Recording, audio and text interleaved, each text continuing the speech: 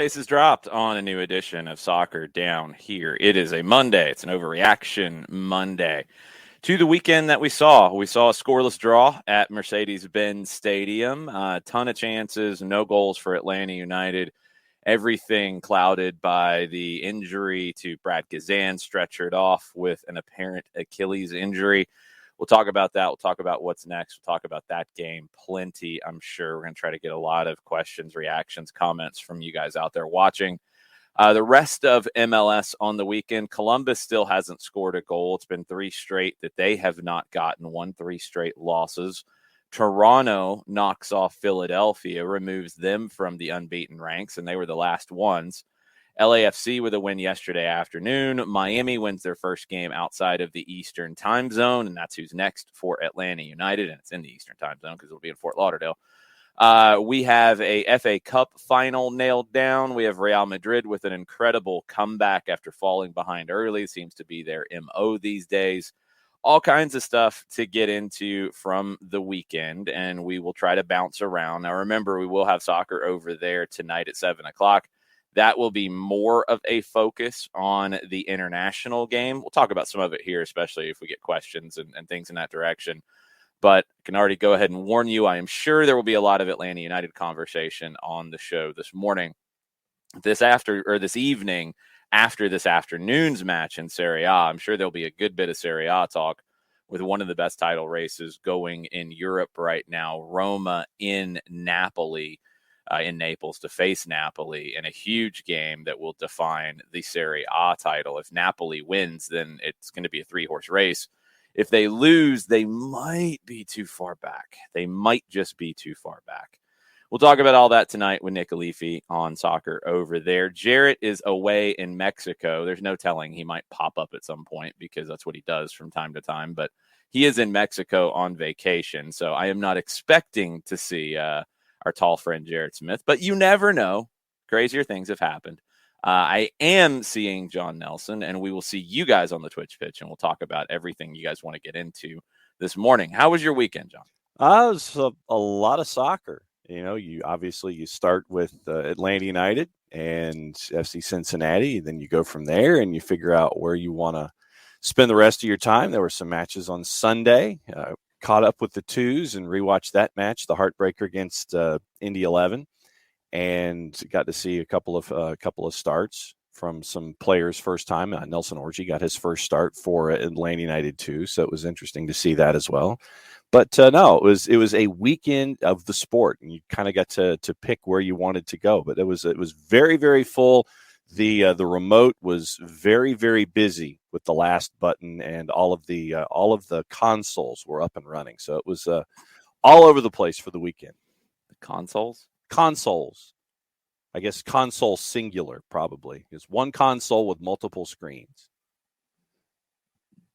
What? What multiple screens on your console? The one here in front of me.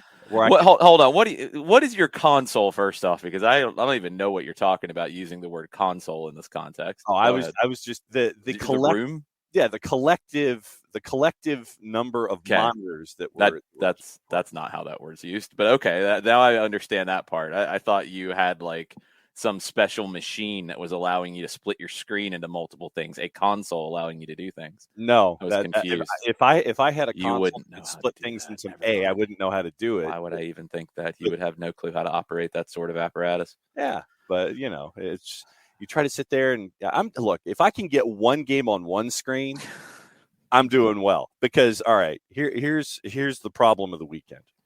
No, there was a problem this weekend. Yes, there was. Let's get this out of the way. Yes. So, all right. So everybody knows I have a new phone. And oh, no. Yeah. So, no, I have a new phone. And you've had this phone for how long now? A couple months. Yeah, I don't know how new it is anymore, but go ahead. Well, it's newer than the one that no longer functions. So, yeah. I have this phone, and while I was out getting my exercise yesterday, I wanted to listen to NYC and RSL and do it on the Plus. And I wanted to hear Joe Tollefson and Ian Joy sit there and discuss Tati Castellanos' Monster Day. But for some strange reason, as I was trying to dial up the particular app that broadcasts all of the. That would be ESPN Plus. Yes. So I'm trying to dial up ESPN Plus on my You phone. mentioned it the first time, so there's no need to be vague the second. So I'm on ESPN Plus, or at least trying to log into ESPN Plus, and I have a subscription to ESPN Plus. But you have multiple subscriptions to ESPN Plus because you couldn't figure out how to use it the first time. True, and so in trying to log in to ESPN Plus on my new phone, it sends me down this rabbit hole of continuing to log in and log in and log in, even though I thought I'd already logged in with a saved password on this phone. So as it turns out, I could not listen to NYC and RSL in the first half while I was getting exercise because I was taken down a password login rabbit hole on my new phone, courtesy of ESPN Plus. So deliver your blame in whichever direction you see fit. User error. Was that number 1? 404? Whatever. In computers, is that 404? Error. Yeah. 4? Yeah. User error. You also could have listened to the radio call if you had so chosen, but you probably didn't think of that, did you? I was trying to figure out how to get to Glenn Crooks, but I was so preoccupied with ESPN Plus, I was angry, and so I was distracted. Okay. So there you go.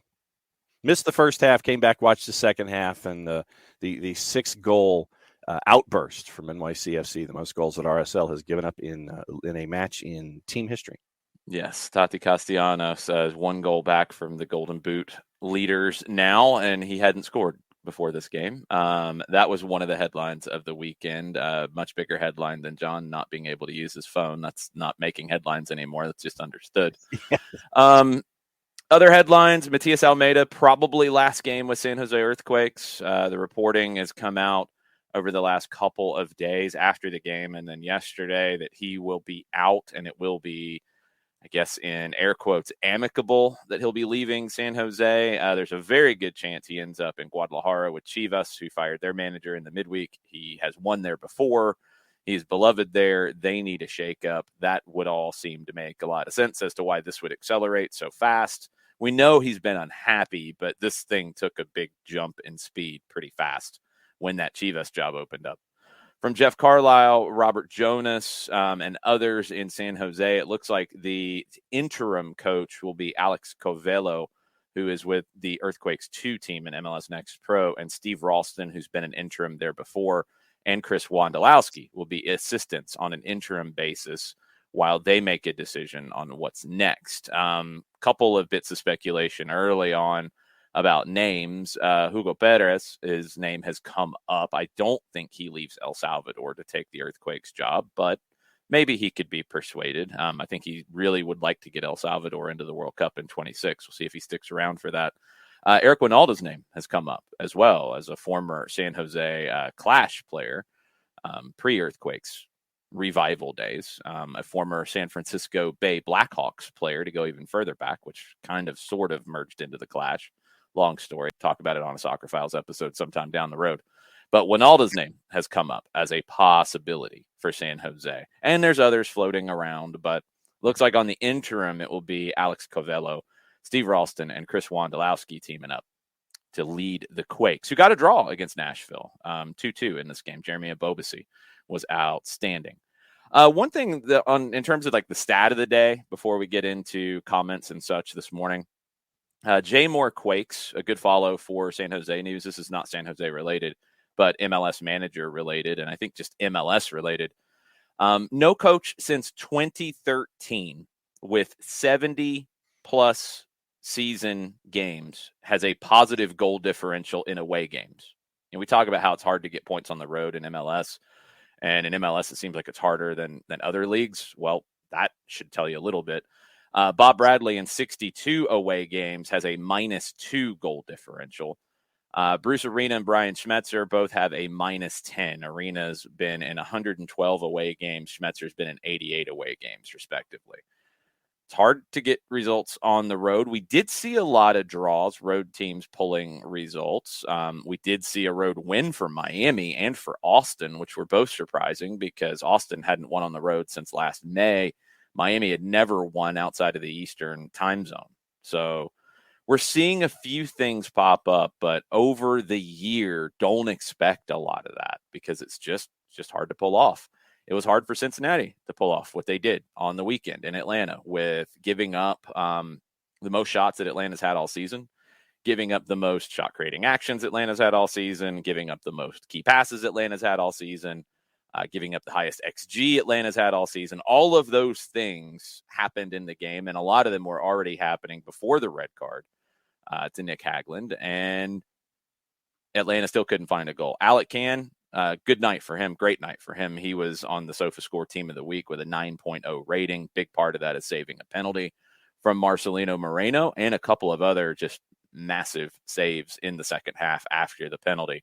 ATLvCIN was huge. Cincinnati found a way to get the result. In Atlanta, you're shaking your head on the offensive side because you're getting shots on goal. You're getting chances created. You're getting all of the things that lead you to goals. You're getting those. You're just not getting the goal. And that's maddening. That will drive you crazy. Now, all of that is clouded by what happened with Brad Guzan. I do want to spend a little bit of time on this because maybe I missed some of it on the night. Maybe I missed some of it in terms of the vibe from fans. I don't know if it was really understood what happened. I was trading texts with the folks on TV, and both of us knew pretty quick, at least where the injury was, what part of the body. I couldn't tell live. The first replay, I looked down at my monitor and didn't catch it clean as to what it was. I couldn't tell if maybe an ankle got rolled, maybe if a boot got stuck. I don't know, something. I was looking for something.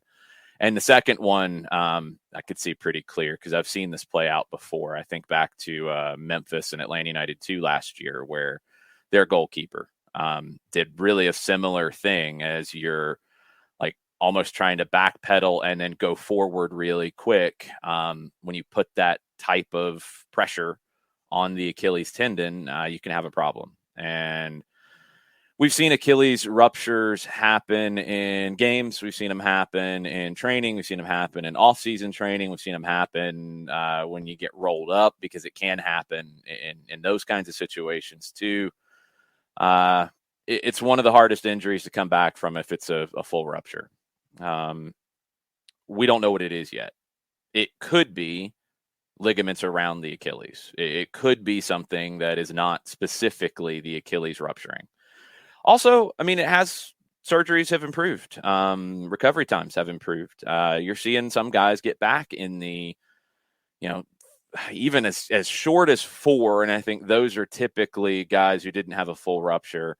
6 to 8 is starting to become a little bit more of a realistic timeline. I think still when we see an Achilles injury, we're generally looking at a year. And that gets harder when you're older. It's just harder to come back from an Achilles when you're an older player. And the NBA has had a lot of Achilles injuries over the years. And that's where I really first started to hear about Achilles injuries, just because of the nature of the sport. You're doing a lot of jumping and you're coming down where you could have that contact, that roll up that can happen, that could damage it. But you've seen it. I'll always remember Dominic Wilkins at the Omni when he ruptured his Achilles. It was a nothing play. It was just, it's a normal movement, and it just popped on him. And no, it has nothing to do with the training staff. Can we please stop that nonsense? I'm seeing way too many people that I have generally not expected to be hot take artists and jumping to conclusions and trying to start narratives, run with that. And it's really disappointing in this because it has nothing to do with an Achilles rupture. It just doesn't.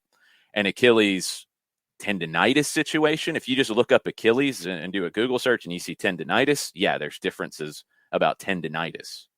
A rupture, stop.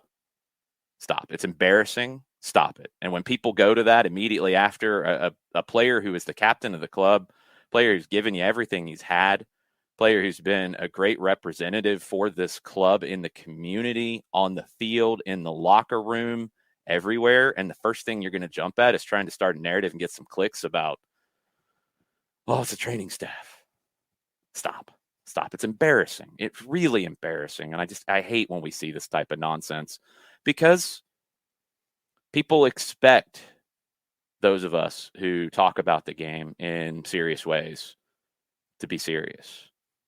People have an expectation that when we tweet something that we mean it or it has some level of fact behind it. And it's just frustrating. It's very, very frustrating because what it does is it distracts away from the story here. And I was having this conversation with people after the game.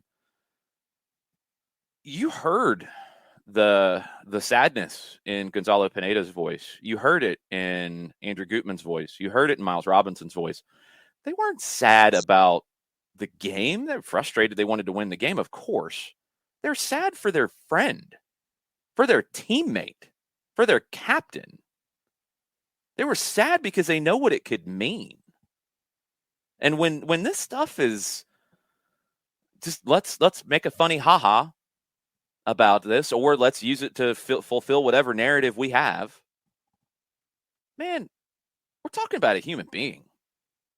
We're talking about somebody who has adopted Atlanta as their home. And yeah, I hate to say it. I absolutely, I'll tell you two things that almost choked me up on the broadcast because I was sad, because I was emotional watching this. When I saw the look on the coaching staff's face, when they saw what happened, and their eyes go as big as I've seen. And when I saw the look on Brad Guzan's face when he was lifted up on the stretcher, yeah, it's emotional because we know what it could mean. At his age, at this point in his career, it might be hard for him to come back. You never want to end your career on a stretcher. He doesn't deserve to end his career on a stretcher. Brad has been huge for this club, and not just on the field either. You know, we can think back to the big save he made in MLS Cup in 2018. You can think to so many other huge saves he's made in big moments in big games. But nobody deserves to end their career on a stretcher. Nobody who's given as much as Brad has to Atlanta, to Major League Soccer, to the U.S. men's national team. Bad luck and timing with the U.S. men's national team for Brad, and I hate it. Nobody deserves to end their career on a stretcher. So, yeah, it was emotional. Yeah, there's a sad feeling in the team because of that. And that's a very important aspect of what happened. Full credit to the guys for fighting their brains out, trying to find a winner for him. Full credit to Bobby Shuttleworth for hopping in. Luckily, didn't have a whole lot to do, you know, coming off the bench cold. This is why you go get a Bobby Shuttleworth, just in case. Bobby's got more MLS starts than Brad. Brad spent a lot of time in England. We know that. But Bobby's played 40 games over the last 2 years for Chicago. You know, you're talking about a number two who's the most ready to be a number one. That's probably Bobby Shuttleworth in the league. He's been on a lot of teams that haven't had the expectation that Atlanta United does. He's been on a lot of teams that don't play the way Atlanta United does. That's the thing that, you know, I want to see him get this time and be able to get up to speed on being involved in possession, being a distributor out of the back. Those are things that, you know, he's going to have to do. Shot stopper, he's a great shot stopper. He's a good leader. You know, he was somebody that I always looked at as keeping Chicago competitive and on some bad Chicago Fire teams. That's why you go get him. But there is a sadness within the group, and there will be, because, you know, their friend got hurt, their captain got hurt, and anybody who's been around the game knows ACL, Achilles, two of the hardest things. Achilles, a lot of people will tell you, is harder to come back from. It's even more difficult, and it's harder to be what you were beforehand because of just the nature of it. So that was a big part of Saturday. That was a huge part. I mean, it's hard to really get into the game for me. It was hard for me after the injury.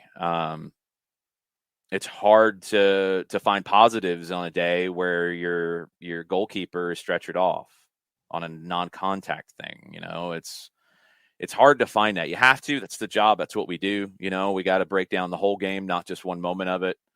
But it's sad, and it should be sad, and it I'm honestly kind of surprised at some who have tried to make it into something else that it's not. I really hope that Brad is one lucky that it's not a complete rupture of his Achilles. Hopefully it's something else. Hopefully it's something more minor. Hopefully it's stuff around it. We don't know. But hopefully he gets lucky in that regard. Hopefully he gets to come back and play again. That's the number one thing, is I just don't want to see that be the last moment of his career. Nobody deserves that, especially not somebody who's given as much as Brad Guzan. So keep that in mind. Keep that in mind when you talk about what happened in this game, talk about what happened with him, talk about what's next. It's a challenge going forward. It was a challenge on the night. And, Cincinnati, not too long after that, had the red card. So the challenge lessened in terms of the back line being organized. Brad's vocal. We know that.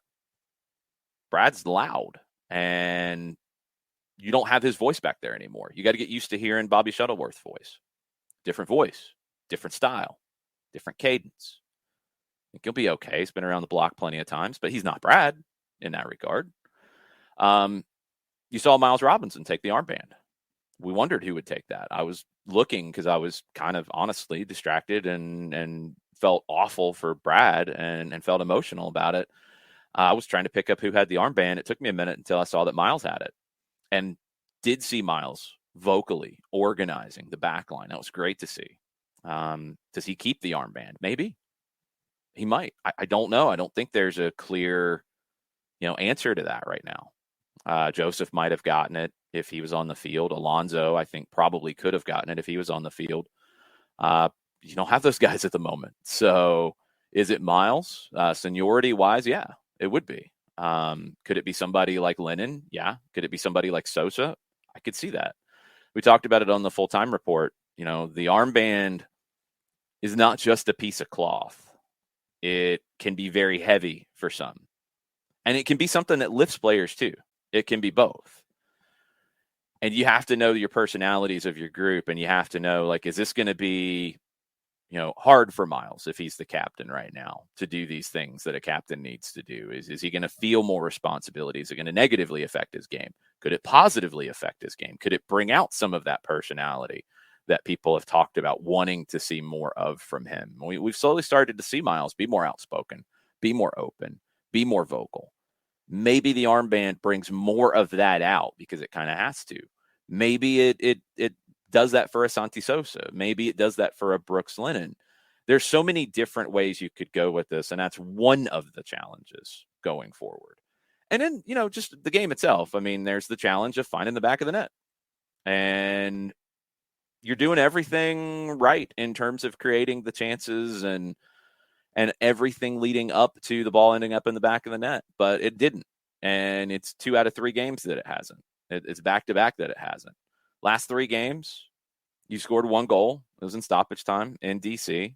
I think they've played better throughout the 3 games. I think they played their best on this occasion, on the weekend. They have only conceded 1 goal in those 3 games. That's been swept under the rug. And it was a fluky Olympico in Charlotte. So there's a lot of positives to take away from the actual game itself. It's hard to look at them right now because none of them are as good as having your goalkeeper and your captain on the field. So it's a lot of different emotions. And that's what this game is, right?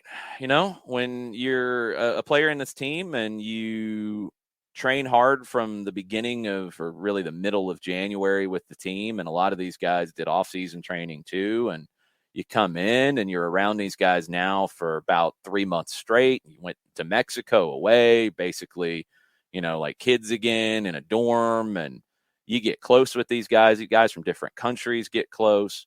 And when you see what has happened with Castanera going down, with Joseph, who everybody has, immense love and respect for Joseph Martinez, and you see the struggles that he's had, and now he's had to have another surgery and procedure on his knee. And you see now what happens with Brad, and you saw it with Alonzo, who'd come in and fit right in. I mean, you're seeing these crazy things happen that are out of your control, that drives you insane. And it's a jolt to the system. And now it's all right. You kind of have to go find ways to win for these guys right now. And we'll see if they can start to do that. I actually think the Open Cup game on Wednesday is coming at a good time. I think it gives you an opportunity, one, to kind of get that taste out of your mouth of 3-point whatever XG and 19 chances created and 30 shot creating actions and all these different things, 22 shots, I think. It gives you an opportunity to wash that out of your mouth. And you have to. And look, Chattanooga is a team that will generally, they like to play with the ball. Rod Underwood's a great coach. We've talked to him in a 1v1 a couple of years ago. Rod's been in Atlanta for a long time. He grew up here. He played in the local YMCAs and started his coaching career here. Has led a well-traveled coaching life, and he's a great coach. And he coaches the way that I like. He wants his team to have the ball. He wants his team to control games. Now, they're not going to do that here because they're not at the same level. So how do they adjust? Do they try to sit back and counter? It's a little bit of what they did against Memphis in round 2. But how does that go? It's an opportunity for Atlanta because they're going to be favored. They should be favored. They're playing a fairly new professional team in Chattanooga FC. It's a different level of quality. Okay, maybe that is a little bit of the spark that you get. You're going to get a couple of different players in there. I think we would have seen Bobby Shuttleworth anyway because it would have been an opportunity to get him a game. You're looking at like an Alex DeJohn. You're looking at maybe players from the twos getting an opportunity. Could that be an Aiden McFadden? Could that be a Robbie Mertz? Could that be a Noah Cobb? All of those guys are possible here. Don't really know until you kind of get everybody back together today and see how everybody's feeling after Saturday. You'd love to get Hindman more minutes. You'd love to get Araujo more minutes, but are they ready for more minutes? Do you need them for Sunday in Fort Lauderdale instead? There's a lot to juggle. But even dipping into the depth, this is a game that could, and in my opinion, should be a lift for Atlanta United and maybe get some confidence and some momentum going as you head to Fort Lauderdale on the weekend. Getting back out there in Open Cup against Chattanooga gives you the opportunity just to get back out on the pitch, to have that round of normal. It's like, all right, we're back into a game state and we're chasing after something that we want to have as a part of our trophy case. It's that next stage in Open Cup. And with all of the events that happened on the weekend, with all of the questions that you have going forward leading into a match week against Inter Miami, yes, who gets minutes, how many minutes, what does the lineup look like? All of these different questions, you get that opportunity to put the weekend off to the side, remember it, but you get that chance to sit there midweek and you get that first step to chasing after something with Chattanooga FC. So I think that both physically and emotionally, it gives you that chance to sit there and take those next steps forward, knowing what happened against FC Cincinnati. Let's get into the Twitch pitch. I'm sure we've got plenty to talk about. I see quite a lot of comments there. I hope you've been paying attention. John, go for it. Modiflow, in discussing Brad, losing, he says, not going to lie, losing such a huge figure and your captain in such a scary moment is a huge psychological blow, and Atlanta could have easily imploded at that moment. 100%. 100%. Look, there's people who have their takes on Brad Guzan. I think they're unfair takes. I think he had a down 2020. That's 2 years ago now. But he had a very good year last year, and I think he's had a good year this year. Giving up an Olympico doesn't make you a bad goalkeeper all of a sudden. There's a lot of great goalkeepers who've given up Olympicos. It's a fluky thing. It happens. Some people have tried to make more of that than it was. You lose somebody who is among the best goalkeepers in the league. You lose somebody who has been here from year one. One of the first major signings of the club. It took 6 months for him to get here because he was in England, and where was he at the end? In England, they didn't want to let him go early. Middlesbrough. Yeah, he was at Middlesbrough, and they needed him for cover, so they didn't let him leave to start the season here. So he came in the summer window. Losing somebody like that who hasn't always been the captain, but has been a very vocal figure, and you see the connections that he has with everybody in this team. It very easily could have went the other way. It's almost like I think at this point these guys have seen it with Ozzy, and then you see it on the training pitch with Dylan, and you hear about it from Joseph, and you deal with that. You see this, it's almost just like, what next? We just got to keep going. It's tough. It's really tough. And I think that is being lost in, different shuffles right now. And I hope it's not a big deal. I really hope that it ends up not being a big deal. It'll be a big deal to a lot of people in that building. Can tell you that for sure. It'll be a big deal to a lot of them. I'm really, really hoping that it is not what we feared it was, at least at the worst case scenario. I'm really hoping that it's the stuff around the Achilles and not a rupture of the tendon, because that's easier to come back from. I want to see Brad Guzan back on the field for Atlanta United. Christopher Abel with a Shuttleworth question. Why are we not considering Shuttleworth for the armband? Seems to be the obvious choice as a veteran goalkeeper, just like Brad. No, I don't think he's the obvious choice because he just got here and he's the number 2. That's why I wouldn't do it. As a veteran goalkeeper, I think he is your goalkeeper. I think he's your goalkeeper for the season. I think people trying to start things about, they're linked to Ethan Horvath. Ethan Horvath is playing first off at Nottingham Forest, so they're not going to give him up. I think people maybe haven't been paying attention to starting lineups and such. But no, you go get Shuttleworth because he can be your starter if worst case scenario happens, and we might be there. But I don't think it's fair to put the armband on him. He would only get it, in my opinion, if others didn't want it. That would be kind of ahead of him in the hierarchy. Because this stuff it's not like when we were kids and it's like, oh, who's going to be the captain today? It's not like that. You have kind of a hierarchy at the club. A lot of it is seniority. It's not always purely seniority, but a lot of it's seniority. I think Osvaldo Alonso would have skipped the lines in terms of seniority because of who he is and what he's done in his career. But when you start talking about seniority, you're talking about Joseph, you're talking about Miles, you're talking about those two really initially. And then beyond that, you start thinking about different guys who have been here for a minute. And, Emerson's just coming back from an injury. I don't want him to have to worry about being the captain. I don't know when he's going to be a starter with this group just yet. He's got to get healthy. He's got to get fully fit. I think the 3 that immediately came to mind, I think Andrew Gutman's got like captain qualities, but again, he's new. I think it's Miles. I think it's Brooks, and I think it's Sosa. Those are the 3 personalities that fit. They've been here for a little bit of time. Those are the 3 that kept coming to mind. But we could be surprised by it.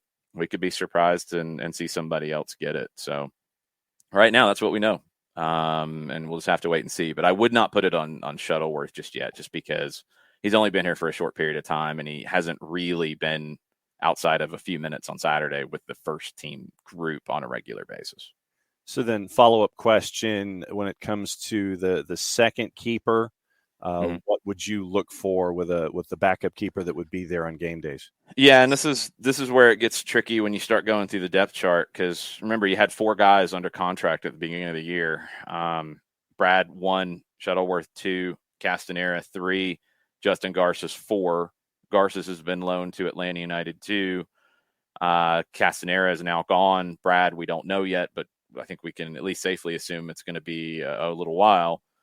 So Bobby goes up to number 1. Garces right now has to be number 2. I think with Garces' need for games, you'd love to go get a veteran who's out there, and I don't know who's out there right now. The name that came to mind for me, because he hasn't signed anywhere, is Ben Lundgaard, because he's been in the club and he's been around.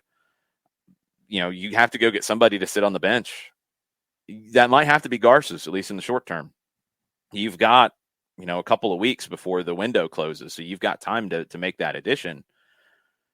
You'd like to get Garces games, not sitting the bench and not playing. So I'd like to see him stay with the second team. You might not have that ability, at least for a week or so. But I think you need a veteran who, again, and you're going further down the list of who's available. You know, you need a veteran who can be a number 2, who can come in and be a number 1 in case of injury, as best as you can find right now. So Justin Garces doesn't have to, I think, delay his development by sitting on the bench to be that person. Being a number 2 goalkeeper is a really difficult job. It is, because you got to be ready. You got to be ready to play, but you also know you're probably not going to play. You're probably not going to play very much. That's tough. That's a tough mindset.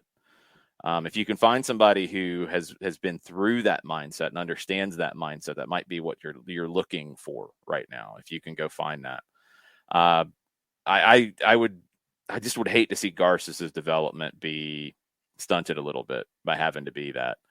But I mean, the other way you can go, I do think you need that veteran. But the other way you could go is you sign Vicente Reyes to a homegrown deal.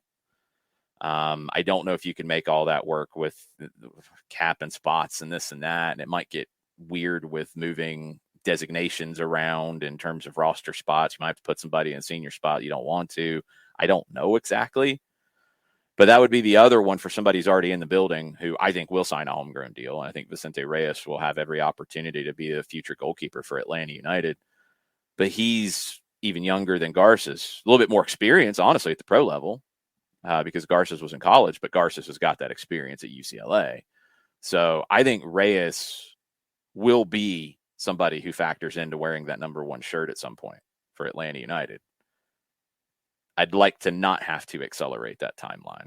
I think the best fit would be signing a veteran who can be the number 2 behind Shuttleworth and leaving Garces where he is, even if he is now the number 3. Leaving him there to where he can get the games with the 2s. That's what I'd like to see if it's possible. A lot of folks in the timeline coming to showing their support for Brad this morning, saying that anybody that's going to say the comments that were out there negatively about Brad in a situation like that, the pithy stuff that really has no place. Anybody that says that kind of stuff is basically a jackass. And there was some stuff that really made me angry reading it. I mean, like, really made me angry to the point that I deleted, like, didn't post it, like, typed it, deleted it, didn't post it. It's just, what we love about this game is the emotion in it. And sometimes that emotion is hard. But when we talk about these athletes and we talk about these people as robots, as just, their feelings don't matter. None of that stuff matters. I'm a fan, and fan's short for fanatic, and that means I get to no.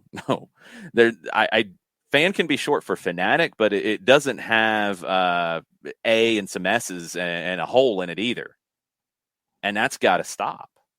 Like, it's not okay. It's not cool. It's not funny. It's not acceptable. It's awful. It's awful. And there was some awful stuff being said not even an hour after Brad has an injury that I really hope does not end his career. But when you're talking about what the injury could be and the timing of everything, yeah, that's at risk. And you want to score points on a Bird app by being just a clown? Man, just stop. Like, just seriously. It's not good. So yeah, I totally agree. I was pretty angry about some of that stuff. And along those lines, Unite Chop Rise is asking, I'd like to ask what's happened to the fan base. Saw fans celebrating Brad being out, demanding everyone being fired, and a few that were gross. So yes. So what has happened to us? It makes it tougher to enjoy being a fan. I wish I knew. I don't know. And I'm not the only one who's felt this. And Unite Chop Rise, you're not the only one who's felt this. I've had these conversations with people, and it makes me sad. It really does. I don't know. I wish I knew. I wish I had an answer. I don't. I mean, it's not one thing. It's a lot of different things. I think people blaming it on early success is kind of a joke because people would have been mad if you didn't have early success. So, I mean, you know, what you can do, like expectations. Yeah, that's part of it. Sure. You can be wanting to win every game. You can be, can we do this? Can we get better this way? Can we get better this way? You can do all those things without being a jerk. Like it's crossing over into that at times. I mean, I've talked about it after losses, and I mean after anything. I've talked about stuff I've gotten from people and how I've had to change how I deal with social media because of it. It doesn't make any sense to me. It doesn't. It just doesn't. You can look at the history of new teams in this league. You can look at all-time records, and Atlanta United's going to be one of the best. Period. There's a whole bunch of teams in this league that would trade places with Atlanta United in a heartbeat. And this idea that everything is broken and everything is dysfunctional and everybody's bad at their jobs, it's borderline insane. Like, it really doesn't make sense when you get down to it. You're not guaranteed trophies in this league or any other, especially in this league. You're not guaranteed wins. You're not guaranteed anything. It's hard. But none of that's an excuse for being jerks. Like, none of that's an excuse for that. Talked about it with Brad's perspective. I mean, I'm hoping that he doesn't pay attention to this stuff, but I mean, you're an athlete, you're a public figure. Like, sometimes you come across it without trying. Sometimes you do look for it, even though you shouldn't. Like, it's not supporting the club or the team. It's not supporting anything. I've always had this conversation in the kind of early days of everything with, like, oh no, we're not fans, we're supporters, and it got to where that would kind of get in my head at times, and I'd be like, oh, if I say fan here, I'm diminishing somebody. I think we've moved past that a little bit, but if in this sport we're supporters, support has a different meaning, doesn't it? Support has a different feel than just being a fan. It's supposed to, and that was always the differentiator. And there's a lot of negativity and toxicity at times and stuff, and I don't understand it. It's down to a lot of hearsay. It's down to a lot of trolling for clicks. It's down to a lot of taking adversarial approaches. It's down to like, oh, well, a real fan always wants to win everything and this and that. And if they don't, then they're very angry and they get to yell and scream. Like, there's so many different aspects of it. The thing is, the thing that I would say to the end of what Unite Chop Rise said, for people who are out there and don't like the vibe and don't like the attitude at times, change it. And it doesn't mean you have to do it yourself by yourself, but don't buy into it. Talk to people, bring new fans to the building, create the atmosphere you want. I when I have, these kinds of conversations with people, and look, there's a lot of societal stuff that goes into this too. I mean, that's where we are in human time, I guess, with some of this, but I'll complain about it and I'll get frustrated about it. And it's like, well, this is just how it is with everything and with society. And yeah, I can see that. I'm never going to accept that. I'm never going to accept that your average person who loves sport and loves a team is constantly angry about the thing that they say they love. I'm never going to accept that is how we support or love a team or enjoy what we're doing or this or that. I'm never going to accept that that's the right way to do it. I will never accept that. and we'll always talk about it. We'll always get into it. And just, I hope that, if you don't like aspects of things, work to change them. You might not change it across the board, but you might change it for a group. The whole idea of thinking globally, thinking big, and acting local, acting within your circle.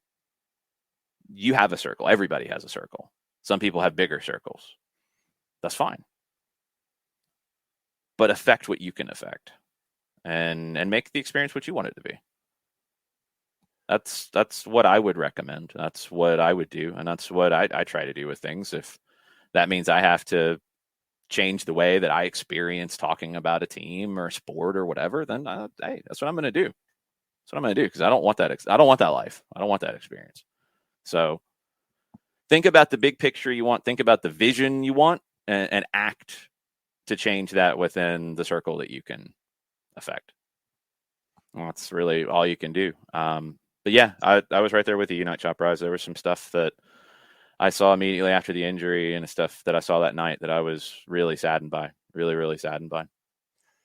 You want to talk about the game? Yeah, I'd love to.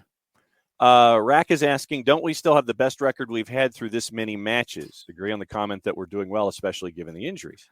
There's that. I mean, that's the thing. That's what's so crazy about the vibe and the reaction is you're fourth in the East. You're not off to a bad start. It could be better. Yes, as could almost anything in life. Is it awful? No, it's not even close to awful. It's not even in the ballpark of awful. You're fourth in the East. You would host a playoff game right now. Okay, they want more. Yes, they should want more. Yes, these are good things. But man, considering, and I feel like a broken record, but I'll say it again, considering that you have not had Joseph Martinez, Luis Araujo, Marcelino Moreno, Thiago Almada on the field together, on the practice field together, pretty good where you're at. Considering that you have had a different starting back line in almost every game. I don't have it in front of me, each back line, but if not in every game, there might be one repeat. One, possibly. You talk about building out of the back, and this is something Gonzalo Pineda focuses on, and it's a very important aspect of it. It's not just, it's tiki-taka, I don't like passing backwards or sideways. No. You build out of the back, one, to maintain control. Two, to eliminate the opposition's pressure / defending up high. You eliminate players if you build out of the back well. When you do it cleanly, when you do it well, and you get into the attacking half, not just fast to be fast, but clean, where passes are crisp, you move as a group, you get into the attacking half, you're going to create better chances. To do that, you got to have some continuity in who's playing on the back line together, right? And you haven't. You've had Miles Robinson and Campbell. You've had Miles Robinson and Franco. You've had Franco and Campbell. You've had a trio. You've had Hernandez on the right. You've had Lennon on the right. Gutman's been the only one who's been there every time. You've had changes. You had Alonso in the holding midfield to help you early on. Now it's Sosa. You've had changes throughout it. When you can get consistency, not just in the attack, not just on the back line, you can get consistency of an 11 with like one key change here or there based off the opponent, based off form, based off whatever. When you can get consistency in your lineup, it gets even better.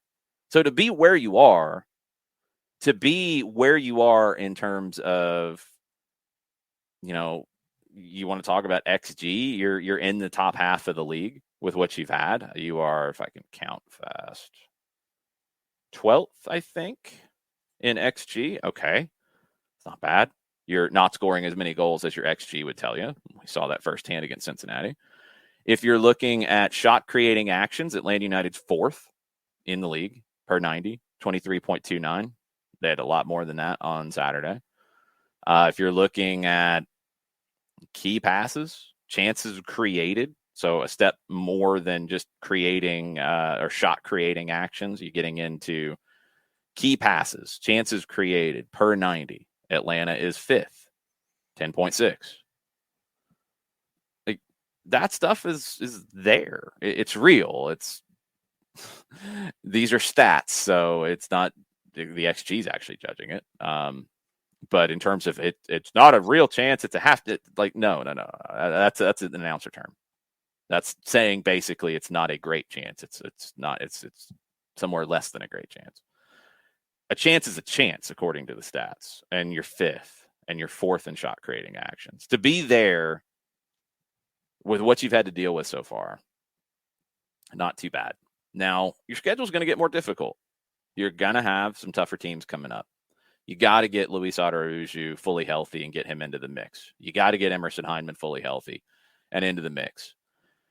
Got to get Alan Franco fully healthy and into the mix too. Day-to-day with an ankle issue. We'll see when we get him back. Got to now get Bobby Shuttleworth into the flow. Get him games. Get him feeling confident. Great shot stopper. Got to get him confident with the ball at his feet and the build-up. Or you've got to adjust how you build up. You got to make those decisions. You got to find somebody to put the ball in the back of the net. Honestly, at this point, whoever's got the hot hand, maybe it's Jackson Conway. He had a good goal with the 2s. Maybe Jackson gets the call on Wednesday. And whoever starts to fire in some goals is probably going to keep that spot while Joseph is out. So if it's Cisneros, if it's Dwyer, if it's Conway, get somebody who can find the back of the net with that group with the chances that are being created, then things start to change. But you just have to keep building. This is a long season. And when you're building a style of play and you're building a way, it gets harder when you have the injuries that Gonzalo Pineda's had to deal with. Because this isn't a one-sheeter like Big Sam talked about with keeping a team up, where how many things did he say he would go in and five fix? Or 6 different points? It was like 5 or 6 points, 5 or 6 bullet points. That is one, to keep a team up. So you're going to be very defensive. So you're going to try not to give anything away. It's not the same idea. So understand that if you're going to be very defensive, you're going to do that. It is more repetition than being complicated.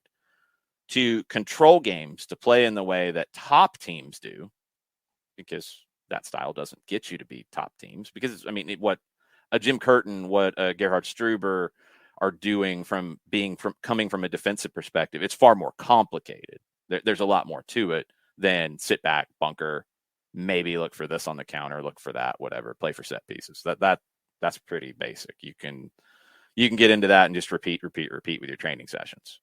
To be a pressing team, no, there's more to it. To be a team that controls with the ball, there's even more to it. And you're building for that. And it's coming along nicely, even just in these 3 games. When you look at how many more shots on target, how many more key passes, how many more shot creating actions, it's all rising. And that's a good thing. It's going to get even better when you get some consistency. And you mentioned a lot of folks, you mentioned Emo and Araujo coming back, but a lot of folks have also mentioned what they saw out of Caleb Wiley in his first start. Caleb was brilliant.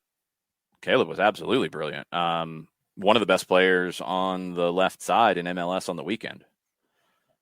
Great with creating chances, very confident.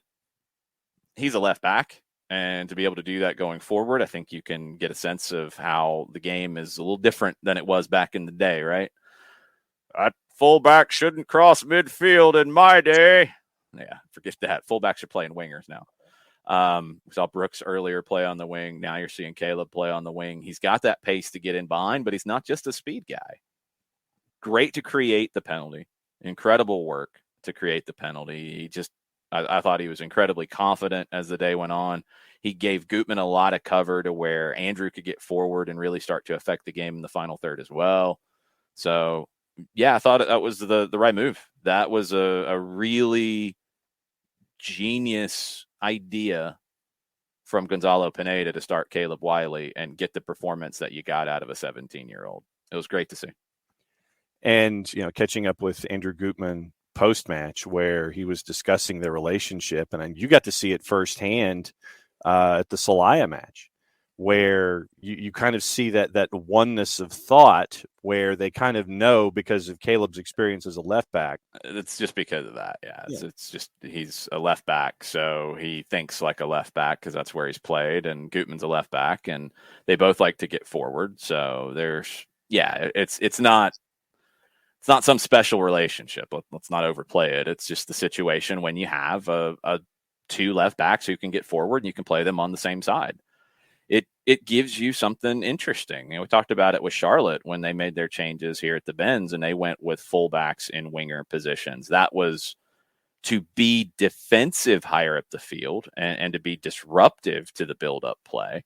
But it gives you something different. And I think just more than anything, when you get to the way top teams want to play, and Atlanta United wants to play like this, and Liverpool wants to play like this, and Manchester City wants to play like this, and Real Madrid and Barcelona and Bayern, and they all have different approaches to it, right? But you have that way that you want to play to be a top team, not just get by, not just squeak into the playoffs, not just be a difficult out. Philadelphia has it too, by the way, and I always try to make sure like I don't like Philadelphia's style of play. It's not my personal choice, but it's damn good, and it's damn well coached by Jim Curtin. When you have that level, it's not something that is easy to do. And it's also something where players don't just stay in one spot on the field, whether you're pressing and interchanging that way or whether you're interchanging in possession. Players don't just stay in one spot. It's not the old school, like your back four stays as a back four, then your midfield stays as a four, then your two up top stays as a two. No. It's not rigid anymore. Wing backs can play fullback, can play winger. Central mids can play defensively, can play offensively, can be a mix. Center backs can play holding mid. Forwards can play on the wing or as a 10.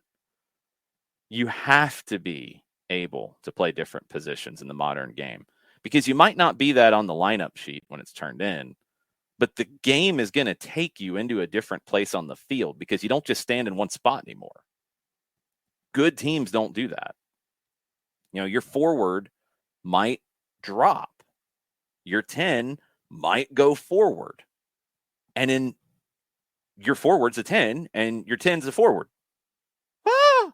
They have to be able to do that. Your fullback might be a winger. We've seen Andrew Gutman and Brooks Lennon, when they've been fullbacks, be very high up the field and function like you would think an old school winger did. So when you play fullbacks as wingers, it gives you a different element too. Like positions and formations are not as rigid as they used to be. They're not rigid at all anymore. And the way Atlanta United has played, honestly, from early on, but even more so in the last few years, not rigid. So when Wiley plays on the wing, it's not crazy. When Gutman and Wiley have a good connection, it's because they play the same position. Generally, they're similar kinds of players generally, but they have different qualities. So it's the game's getting different and you got to catch up. Like I've been involved in working in soccer since the late 90s.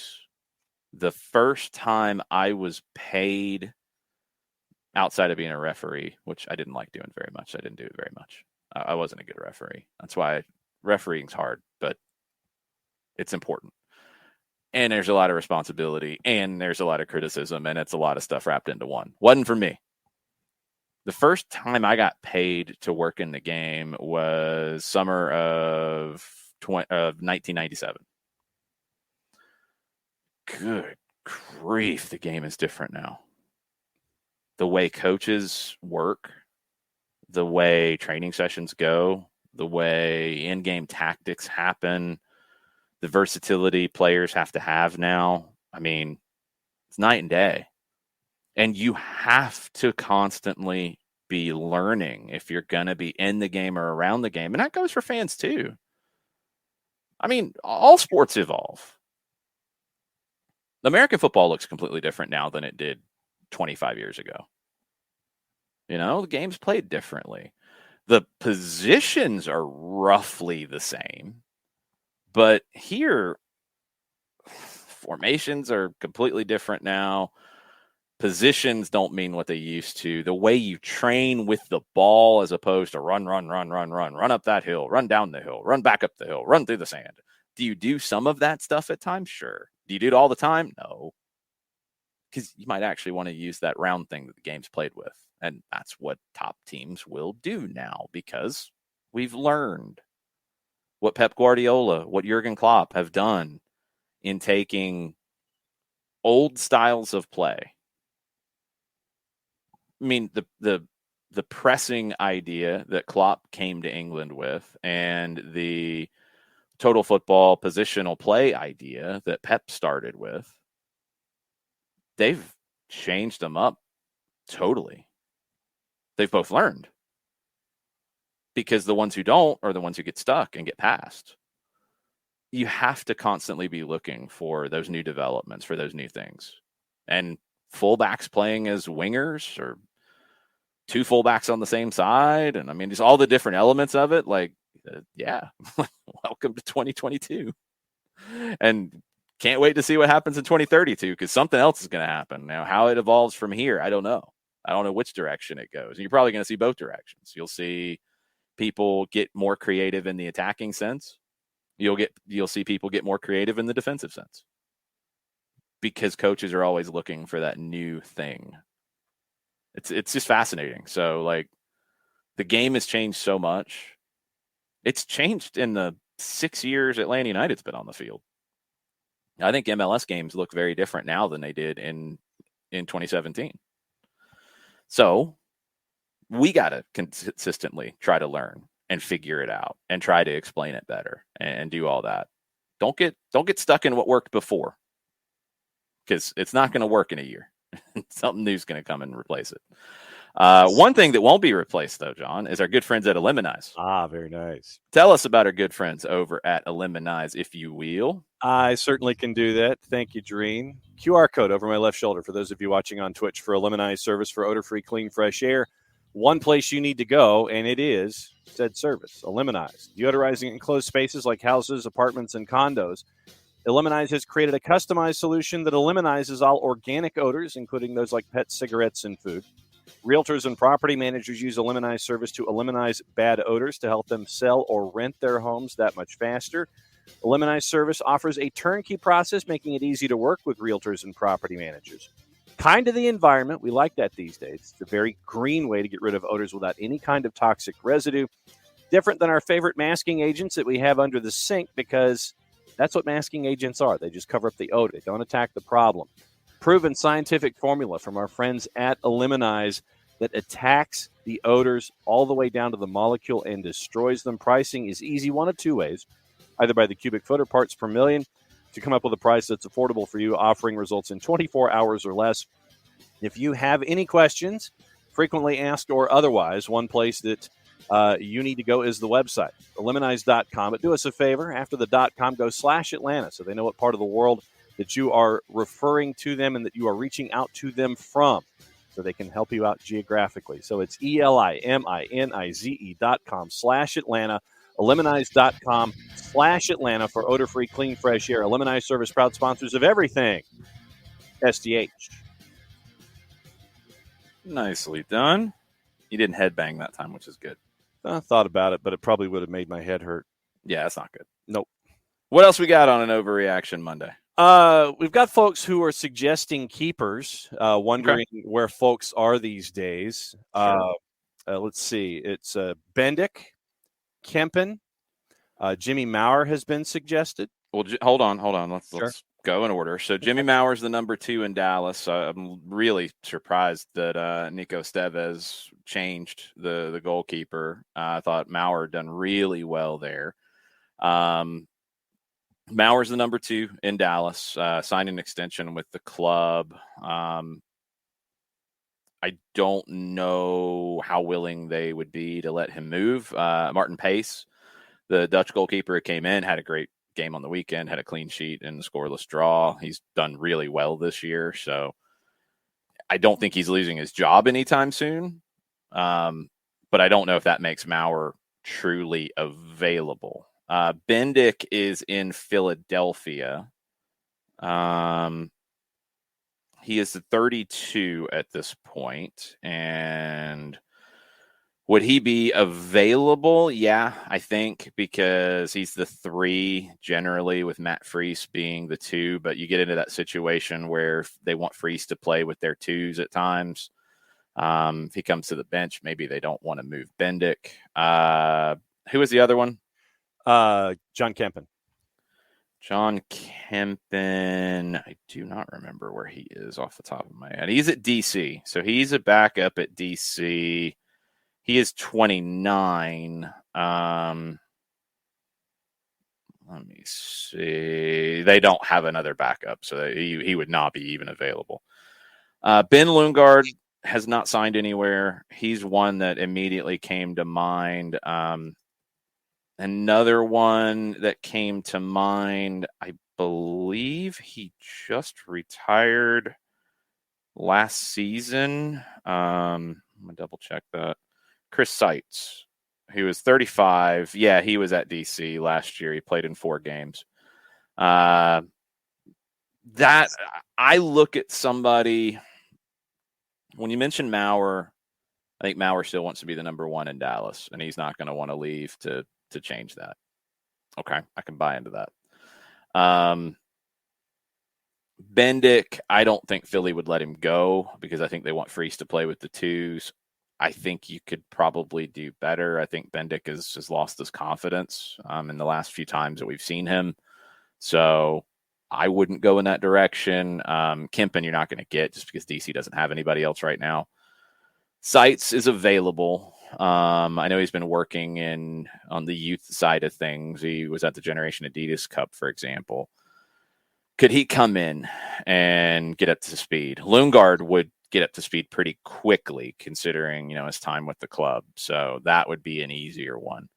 But Seitz' name did come to mind as well, as somebody who, what you're looking for here, you'd love to get somebody who's going to push Shuttleworth and give him competition. Realistically, he was brought in to give Brad competition, knowing he was probably going to be the number 2. I don't know if you're going to find another one who does that. I think your competition is going to come from Garces and from Reyes behind him as the kids, but who need to play with the second team. So you need somebody who's comfortable being in that position. Seitz has been there. Lundgaard's been there, even though he's younger. I think Ben is a very good goalkeeper. I think Ben is a goalkeeper who can play at the USL Championship level, and I think he can easily be on an MLS roster and be a guy who you can call on. I thought Ben improved with his distribution a lot during his time in Atlanta. So that's the one that makes the most sense to me, because he was in the role previously. But Seitz would be another one in terms of getting a veteran who might be somebody who really helps your Justin Garces and your Vicente Reyes along too. So keep an eye on that one. Chris Seitz would be another one that I would potentially look at. Burned is suggesting he hasn't found good game stats, but he thinks Rocco Rios Novo hasn't been playing for Lanús. He hasn't, but he's he hasn't been playing for Lanús. He's been in their second teams or whatever. You're not going to pay a few $1 million to get him. And I don't think he is necessarily better than Vicente Reyes. Honestly, I think if you're going to go in that direction, you should probably just go ahead and sign Reyes as a homegrown. I think you need a veteran here. I do. And Lundgaard is younger on the veteran scale, but he's a veteran of the club, which helps. I think you need a veteran here. I don't think you're looking for another young goalkeeper, because you already have 2 that could be the next guy in-house. And look, their timeline might get accelerated. These things happen. And for people who are trying to create narratives, they don't have a succession plan for Brad Guzan. And well, yes, they do. They have 2 goalkeepers in the system who are both under the age of 23, 24. I think Garces might be 23 now. They have 2 young goalkeepers. One is on a homegrown deal, who started for the U.S. at the U17 World Cup and went to UCLA and was a top goalkeeper in NCAA. And you have a kid who's a Chilean youth international who is coming through your academy, who I really think might be the guy. Yes, you have a succession plan. This succession plan wasn't supposed to start today. It might. Opportunity opens a door. And right now, Bobby Shuttleworth is going to handle it. But very soon, that could be a Justin Garces or that could be a Vicente Reyes. I don't think you need to go get another young one. I liked Rocco. I liked Rocco a lot. But I think the price tag is going to make it to where, do you really need to go get him when you might have a better option in Reyes, a year or so younger, and has come through your academy? You might be in a better position with him. And I think Reyes' development made it to where the Rocco Rios Novo transfer fee didn't make enough sense to do. And in bringing in an individual for to be in net, don't you? You've also got the salary concerns and how they fit in the roster and those things as well, right? You do. I think the thing here, you're fortunate with, waiting, and you don't have to do it really until the end of the window. You gotta, if you're going to put anybody on the season-ending injury list, you got to do it and have the move lined up before the end of the window in beginning of May, because it can't be done after that. You didn't do that yet with Osvaldo Alonso. Goalkeeper would be the easier one because you're probably looking for a backup because Bobby Shuttleworth will be your guy, and you have other players here as well already. You're going to get some cap relief for that, and that would probably cover the cost of a backup goalkeeper. So I think you're going to be in a good position roster-wise with it, but you're not looking to go get a starter with that spot. I think Bobby Shuttleworth is your starter. This is a guy who started 40 games over the last 2 years. Slonina, the teenager, who's doing great in Chicago, got the job at the end of last year because they needed to see if he was the guy. They needed to make that decision if Shuttleworth was out of contract. He was. Okay, good. The year before, Kenneth Kronholm was brought in to be the guy, and he only played 5 games in 20. He was hurt, and I don't think he ever really recovered. And Shuttleworth played the bulk of the games in 2020. So 40 games over the last 2 years. He's also, a few years younger than Brad. I have not seen anything to say that Bobby Shuttleworth can't be a goalkeeper in this league for a few years. So you're good. You're fine. I think you're fine. The question is distribution, playing in a possession style. That's something he hasn't done. That's something that is just going to have to develop, or you're going to have to build out differently or change some of that. And you can tweak that. You can change those things. You can do things differently. You can move pieces around. If you paid attention to kind of the game within the game on Saturday, you saw that Santiago Sosa wasn't consistently dropping between the center backs. It was actually Andrew Gutman who was tucking in to create your 3-back buildup with your 2 center backs in Campbell and Robinson, and Gutman tucking in from the left. A lot of times. Did Sosa drop between them at times? Yeah, that was your kind of secondary move when that would happen, or just, again, because of the way the game took you. But in general, they built up a little bit differently than that. Could you still do that and have somebody drop to help build up the play? Yeah, then it's going to be a little bit harder to get into the attacking half. It might take an extra pass or something. And, I already hear the freaking out now. They pass sideways. But you might have to tweak that to cover for a goalkeeper who has not been as involved in the passing game as Brad Guzan has been, especially the last couple of years. Question on the board from Will. Yes. Shouldn't a handball on the penalty have been a red for dog? So it looked intentional and was definitely either goal or post bound. It's borderline. My gut reaction was not that it was a handball. I didn't think it was intentional seeing it live. I didn't think it was intentional seeing the replay. You watch that replay enough, you can talk yourself into it. I'm okay with it not being because of the question. If I'm going red there, I better know for sure.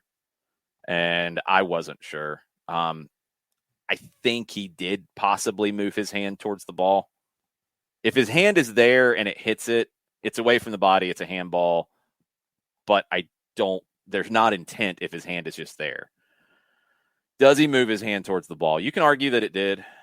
I don't think it's clear cut enough to give the red. I'm okay with it not being a red. Would have loved it if they gave it, but Yeah. I'm okay with it not being a red. No, I mean, as I looked at it, I thought that Baji was moving the left hand and was shifting it over to the ball, and that's why I thought it might have been intentional. No, I mean, I hear you. I understand that. I didn't think it was clear cut enough to give the red. I think you can argue that his body is moving, and that's what's moving his arm in that direction. And you got to control it and all that, yes. But if there's a doubt, I'm good with not giving a red. And there was enough doubt for me to not give the red. And then, of course, I'm also seeing it through the prism of replay where you're slowing things down and you get to kind of zapruder it and go, oh, so that. And then that's where it encourages that kind of thought. Yep. Other player stuff, Rack was discussing Wiley and Gutman, but he also says Almeyda continues to show sparks of why we paid the bank for him. Almeyda's been great these past couple of games.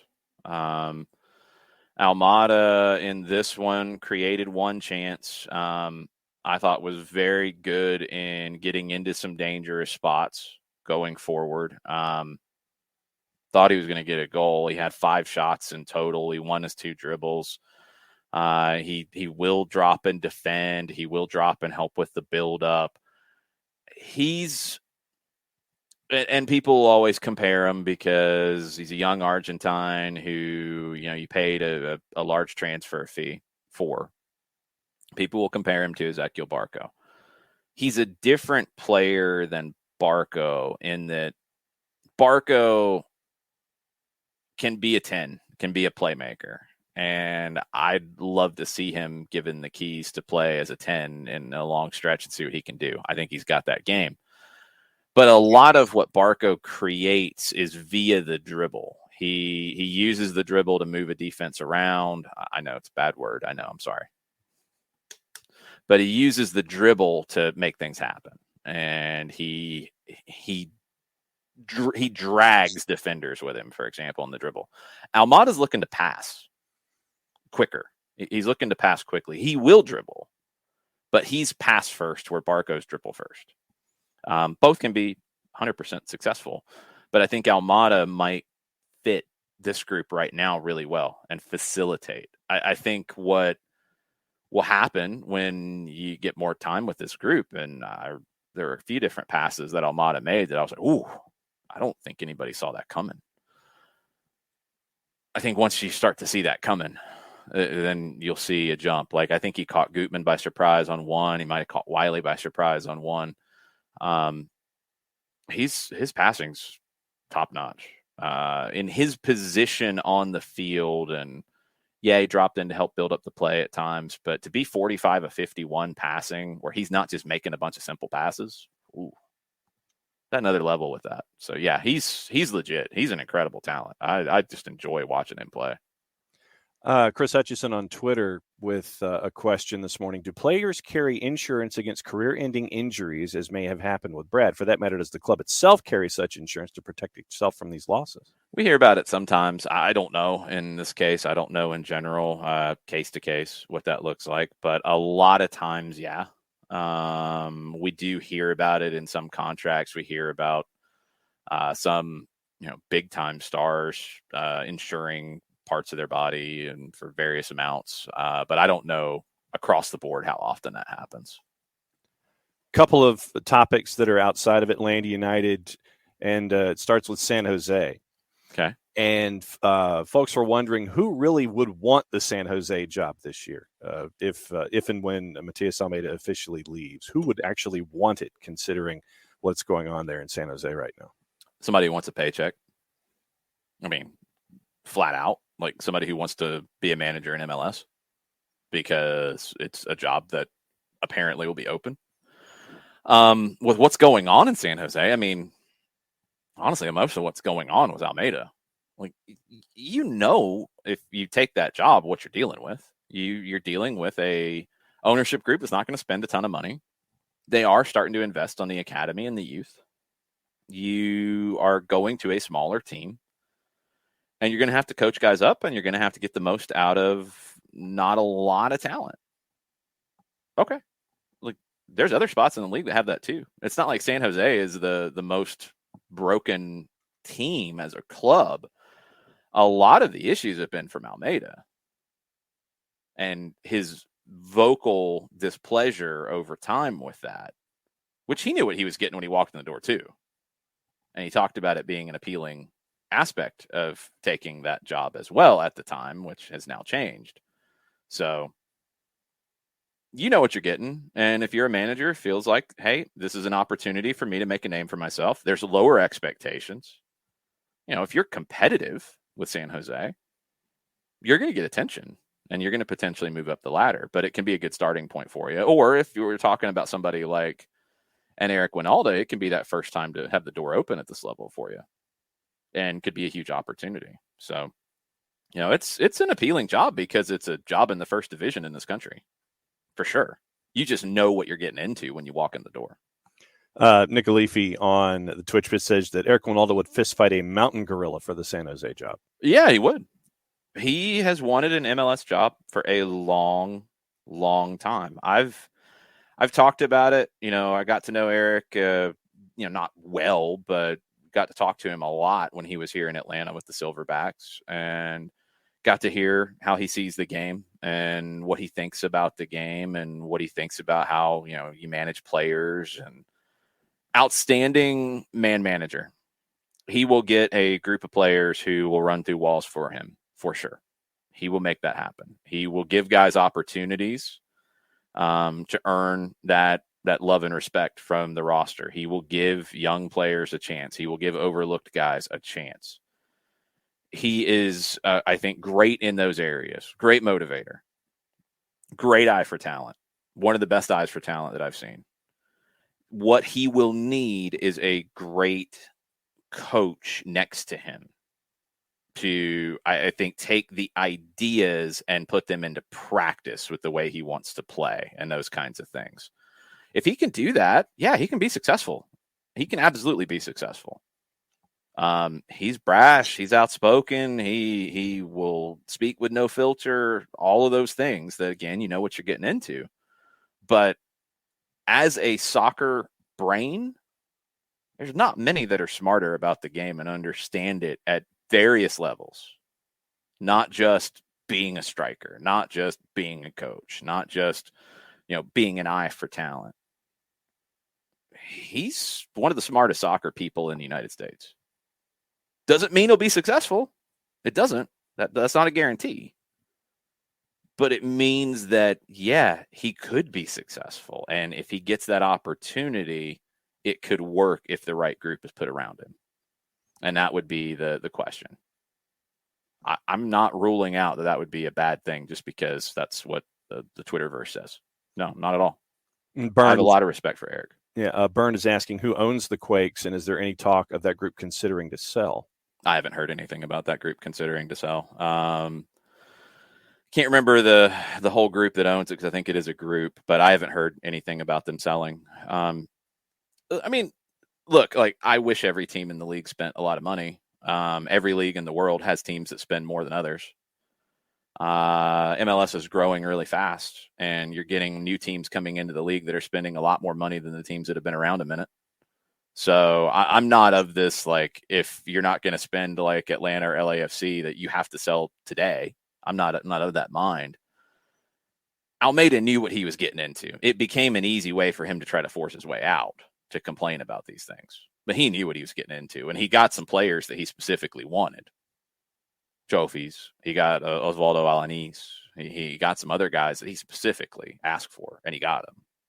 Now, I don't know how many others that he asked for that he didn't get. I don't know what realistic asks he had, any of that kind of stuff.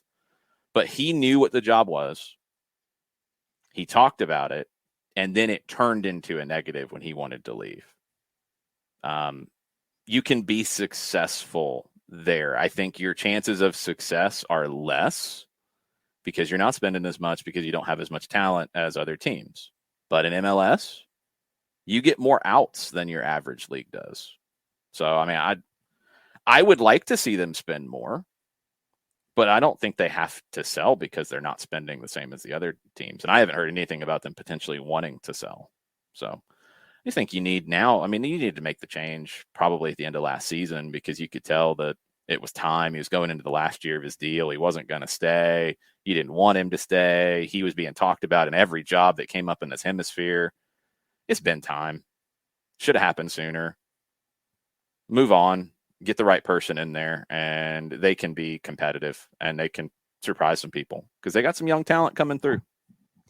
Will is asking, was Almeyda the coach at Chivas when they beat Toronto in CONCACAF Champions League? Yes, he won CONCACAF Champions League. Other stuff on overreactions outside of Atlanta United. Nick's, with his overreaction, has to do with Zach Steffen in the FA Cup semi this weekend. I know the stage wasn't as large, but I feel like this is a Karius-esque moment for him, and not sure if he'll ever recover from it. Does he ever start for City again? That's an overreaction. It's not like Karius at all. I don't get that. He might not start for City again, though. It can be both. This is what happens when you have a goalkeeper who's not playing regularly. And look, cup competitions, this is what a lot of managers are doing. You know, Pep's not the only one. You give your backup these games, and you consistently give them those games. And when you yank it away, like in a semifinal or a final, that is not worth it. That is a bad look. So he gets this game, and he makes a big mistake. He made some saves later. You know, he recovered from it. That's good. But the biggest thing is more on for him, for the U.S. men's national team. He needs to go somewhere where he is playing in the first half of next season, or he shouldn't be the starter for the U.S. men's national team. But Matt Turner might be in that same situation at Arsenal, where he's not playing consistently. Ethan Horvath is now playing consistently, but he's been the clear number 3. He's playing at Nottingham Forest, but will that continue? And then you're looking at guys like Sean Johnson, who plays every game for NYC. You're looking at Gaga Slonina for Chicago, who's a teenager. You're getting further down that list, but you need a goalkeeper who's playing. And if I'm Greg Berhalter, it's first you're calling him to console him and to build him up because he needs that, because he's a good goalkeeper. But then you're also planting that bug of, let me know how I can help you get into a more stable situation for next year where you're playing more. Like, that's what you're going to need from him. So I don't think he starts for City again, but I don't think it's a Loris Karius kind of situation at all. I think Karius was concussed. And that's a very, lower talking point in that whole conversation with him. And some have used him as a punching bag and a joke, a punchline for Liverpool, which is a shame because I think he was concussed. Go back and look at the hit he takes to the head. Yep. You can talk about the mistakes he made after that. I think he was concussed. Katie Weaver on the board on the Twitch pitch is asking, who's more angry after the weekend, Peter Vermes or Caleb Porter? And are there any hot seats in MLS right now? Peter Vermes is more angry. I think Peter runs red easier than Caleb. I think Caleb is more salty, maybe. I think Peter's ticked off. I disagree with some of the conversation on the game yesterday about if they get the number 9, it's fixed. I think if they get the number 6, I think that's the position they need more to be who they want to be. I think they need that number 6 to be nailed down. And letting Ilie go, and then he beats you in this, bringing Russell back, he gets hurt. He's not the same player as Ilie anyway. And then you don't have anybody else. You move on from Maori immediately. You're asking people to play out of position. You might be able to put a Band-Aid on it, but that's the more critical one for me. Peter's going to be frustrated and angry. Caleb Porter, I mean, he's going to be salty because 3 games without a goal. He did say coming into the season, and look, he was right. I questioned it. He did say they were going to have to grind out results at times. I didn't see how that would be possible. I still don't necessarily see how that is possible with the talent that he has and the attack, but it's the reality right now because they are not scoring goals on a regular basis. They've only had, they've started out with 4, with 3, with 2, then with 1, now with 0-0-0. So it's just diminishing returns. Miguel Berry has started up top. It's getting harder to say that is the right move for Caleb Porter at this point. I don't know if Jossie's Artist fixes it if he starts, but he's got more of a track record. We talked about the Yaluboa signing when it happened. Pedigree was questionable for him to come in and be that guy. I don't think his performances have been all that great. Derek Etienne, you need more from him. Lucas Elrayan is playing well. Nagbe and Artur are doing what Nagbe and Artur do, but you're not getting much of anything out of that front three. And Caleb probably needs to go back to the drawing board. And look, it gets hard for them in Open Cup because, tomorrow they go to Detroit. Mm-hmm. And that's a tough place to play in general. It's a small pitch. It's, fans right on top of you. It's the first time you'll have an MLS team in there. They can ask the Michigan Stars about the smoke and the smell of all the smoke that'll be there. You probably won't be able to see very much of it. I'm sure Caleb Porter is going to have some opinions about all of that. He'll love that. But it's going to be hard for his attack to get going there. So then on the weekend, and maybe Katie looked ahead, because then you get Peter Vermes hosting Caleb Porter. And it might be the saltiest touchline of all time. Oh, please let the microphones be hot and open. No 7-second delay. Yeah, you might need to put that one on a pay-per-view just to make sure that everything's good. You need the naughty channel on that one. There you go. Nick's, since we're on MLS, he says, Austin shocking the world, and this is in all caps for the remainder of his thought. In second place in the West, ! What is happening? They got to win on the road, which they needed, because that was, one of my big conversation points with them coming into the weekend was they've done well at home. They've scored a lot of goals at home. They haven't had that win on the road that top teams have to find. They did. Now, DC did a really good job of giving it to them because, wow, Ola Kamara, bruh, takes a shirt off after a goal. Okay, people do it. It's a yellow. Fine. He eats the yellow card. Then he commits a stupid yellow card foul at the end of the half where there's no need to do it. No need for the foul. You're on a yellow. No need at all. Second yellow, he's gone.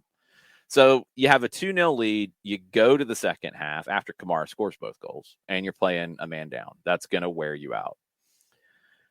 But the goal they gave up at the end, that's not a goal you expect Bill Hamid to give up. It's just not. DC's not very good. And when you're getting the conversation from the manager about, I'm not happy with how people's performances have been, and it might be time to give new players an opportunity. There's been players who have received a lot of chances and haven't been up to par. That's not a good place. That's not a good place to be. So watch out in DC. But Austin goes there and wins, and they come back to do it. And even though they get a lot of help in it being handed to them, they get that defining win on the road because you come back from 2 down. How does that give them more confidence and more momentum going forward? And look, they did it without Cecilio Dominguez, who I don't know what the timeline is for him if we see him again. I don't know what that's going to turn into. There's really been much talk about it. But they get it without him. You're building a lot of confidence within that group. And Austin is a team to pay attention to see if they can continue to develop that. Now, let's see, as the schedule picks up for them, they got a tough Open Cup game on Wednesday. They go to San Antonio. That's not separated by very much, is it? Mm-mm. So that's a rivalry right there, because San Antonio was trying to get an MLS team. They weren't going to get it after Austin came in, and we remember how Austin came to be and all of that. So San Antonio was pretty ticked off. That could get interesting. Austin hosts Vancouver on the weekend. They'll be favored. They go to Houston. That won't be easy. Then they get the LA Galaxy. Then they go to Utah. Then they go to LA. Then they host Orlando. Then they go to LA Galaxy. And that's what takes them up to the June break. So business is picking up for Austin. And we'll get a sense of how good they really are. But they're good. 90-minute drive in current conditions, 88.6 miles from Austin to San Antonio for Q2 Not to bad. San Antonio. Not bad. That'll get very interesting. Ricky Ricardo's asking, what do you think NYC can get for Toddy Castellanos now? Oh, I don't think one game changes it, but it helps. You're still dealing with the perceptions in Europe, and the fact that he's not American probably helps him. But he's made his name in MLS. That'll hurt him. I'd love to see him go to the right club in Italy. I think that's where he wants to end up. I think there's clubs who could pay a good solid 15 to 20 for him. I don't know how much they actually end up getting. But yeah, look, NYC bet on keeping him, making a run in the Champions League. They got to the semifinal. You can't really say that the bet didn't pay off. It wasn't a bad bet to make. But you get to the summer window, he's going to say, you know what, it's time for me to go. And they should make the deal. And we'll see if they can pull it off. I would be curious to see, and this is maybe flying a black helicopter into the conversation. I would be curious to see if we maybe get the Manchester City or another city football group club paying the right amount or a little bit more and then loaning him out and keeping him in the city family. He's not a Manchester City guy down the road. They just signed Julian Alvarez, so I mean that's not going to happen. But Pep has talked about him. They know what they're doing in this regard. It's not going to change what NYC gets out of it and what they can do. It's just moving money from one place to the other. They'd loan him, but they would keep a young potential diamond in the rough in the family and maybe get a bigger sale down the road once he is established in Europe. So I could possibly see something crazy like that happening. But I think he ends up in Italy for somewhere between 15 to 20. Back to Atlanta United real quick, and that will catch us up on stuff. That will catch us up. I will continue to submit to the floor that if I have missed something, go ahead and resubmit. I am blown away by that. Yeah, David at Who Took My Thrash. As he was watching, he thought Cincinnati was clogging the middle and we just kept getting crosses. 27 total. Is that an MLS record? No, nowhere near a record. It's not that many. They did do a good job of clogging the middle. I think Yuya Kubo is one of the more underrated players in the league now that he has turned into a true 8 box-to-box midfielder. Came in as a winger, good winger, great 8. Kubo and Junior Moreno is a good pairing. Really good work for them. But no, I mean, they put in more crosses in the Julian Gressel days with Atlanta United than that. It's not anywhere near an MLS record. You were down to putting in crosses at times.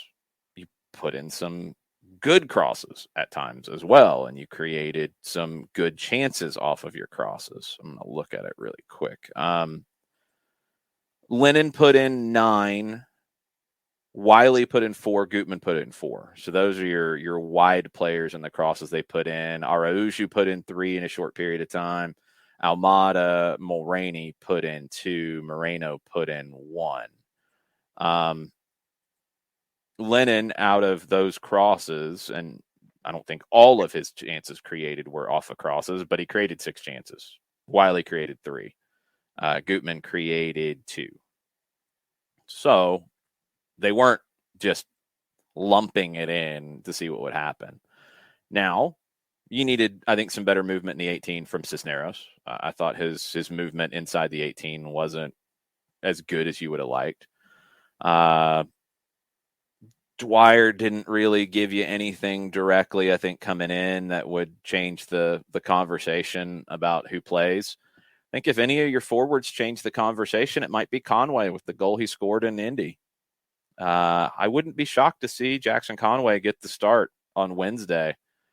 And if you're able to create these chances from wide positions, along with what you create in the middle of the field too, but if you're able to put in dangerous crosses consistently, Conway might be your guy. And it's honestly finding the hot hand right now. And Conway gets a good goal in Indy. I thought it was well taken. Well, maybe you try to ride that.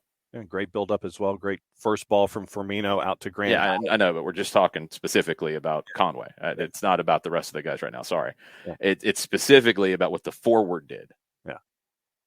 And he looked very confident in the way he finished that. No hesitation.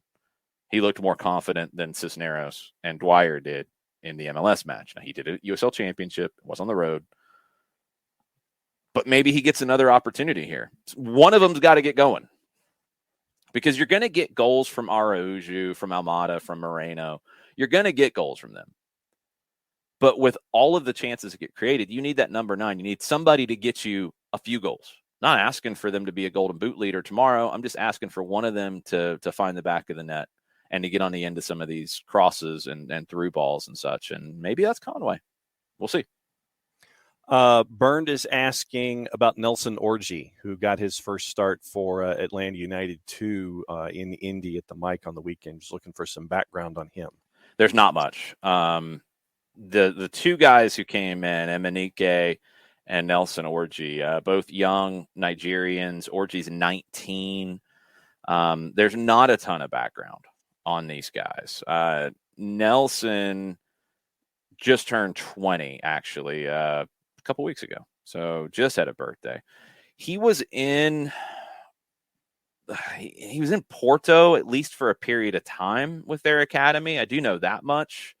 Went out on loan to what appears to be a small club in Hungary for 6 months. But it looks like Porto didn't promote him to a full contract to the first team. However, Porto does that sort of thing. And he'd been without a club.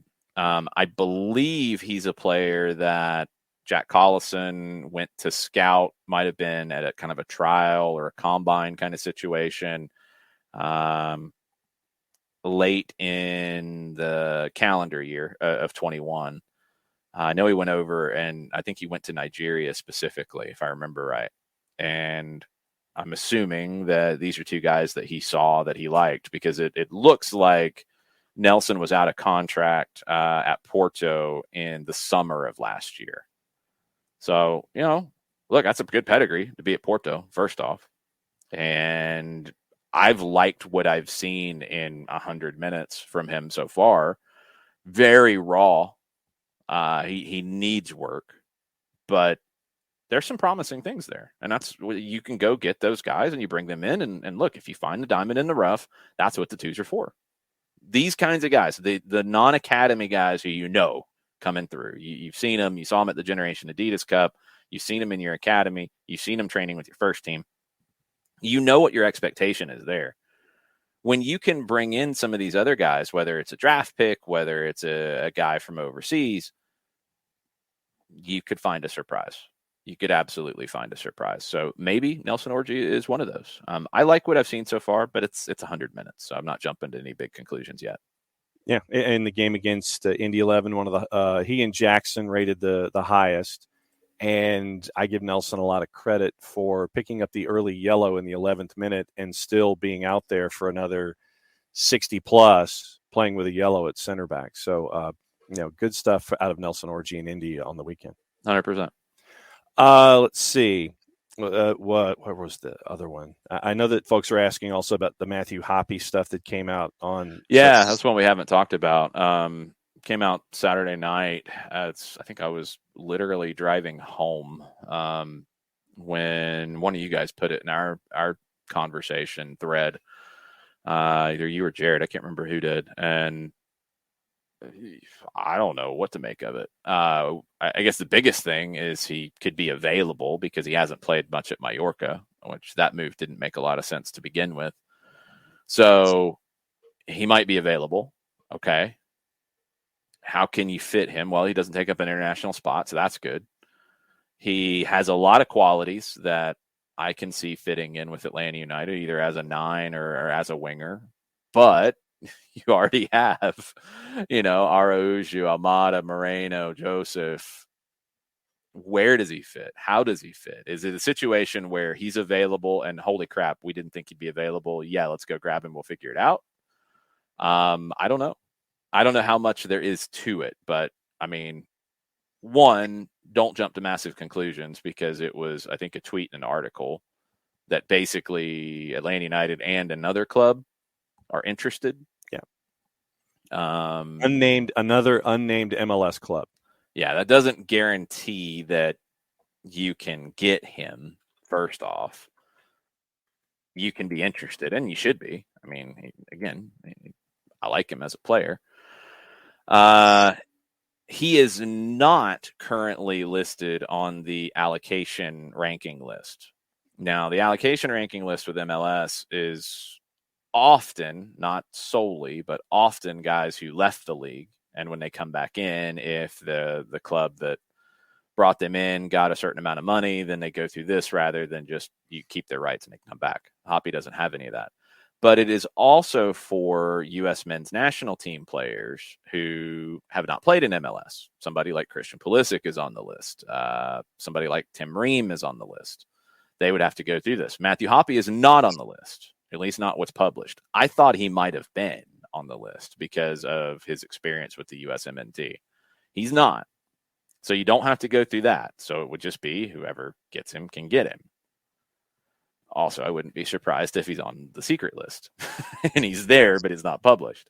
Or somebody has his discovery rights or whatever other nonsense. So it might be a little more complicated than just signing him. I wouldn't be shocked if that was the case.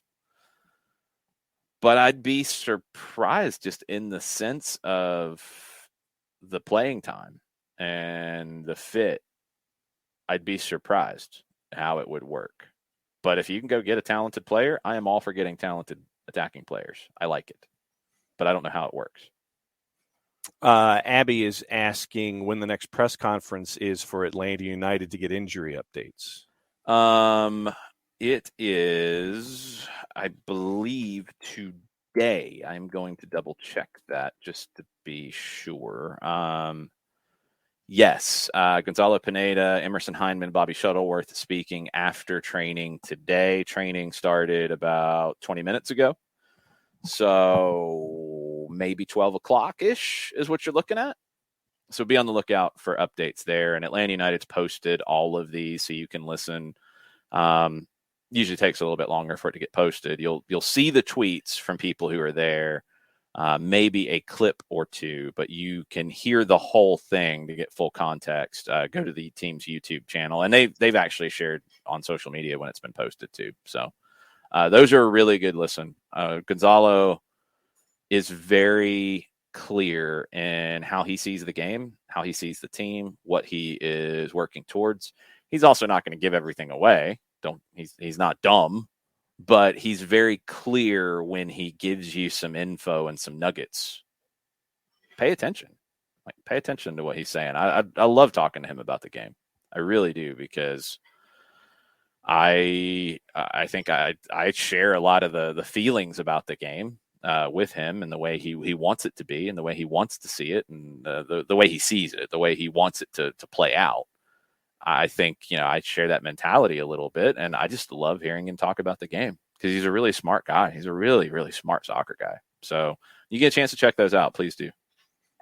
Back to the Tati Castellanos thing. We're kind of in the odds and ends section right now.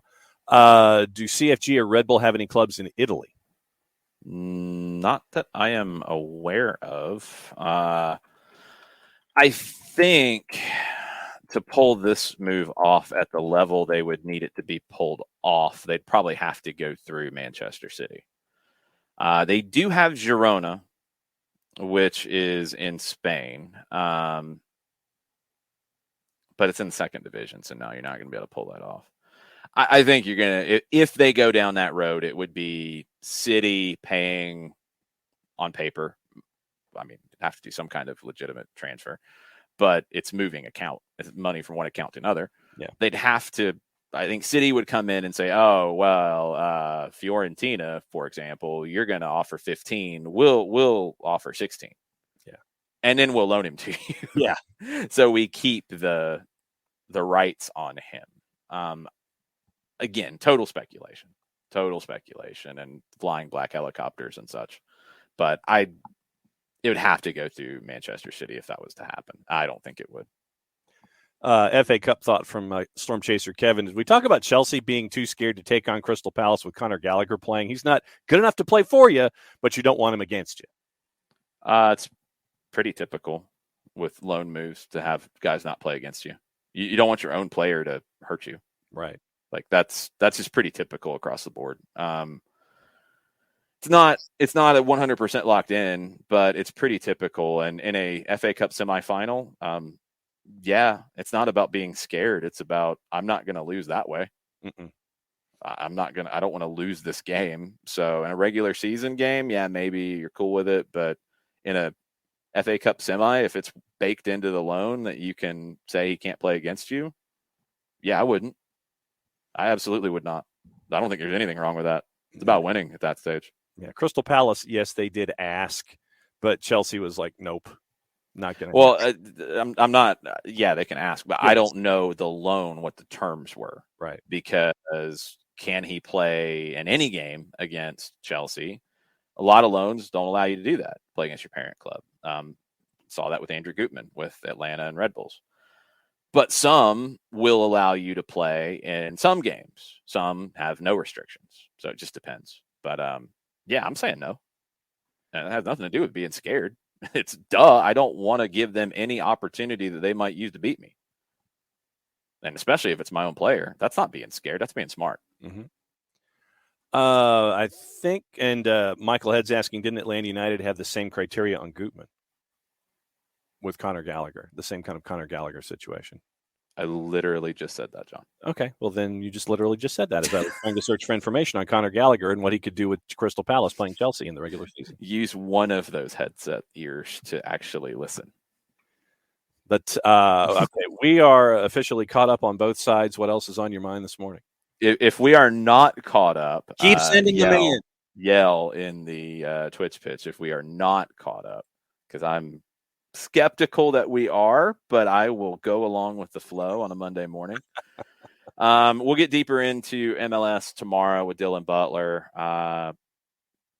Brooks Lennon did make the SofaScore team of the weekend. He was the highest rated defender on the weekend in the league. Tati Castellanos, of course, got a 10 with his 4 goals.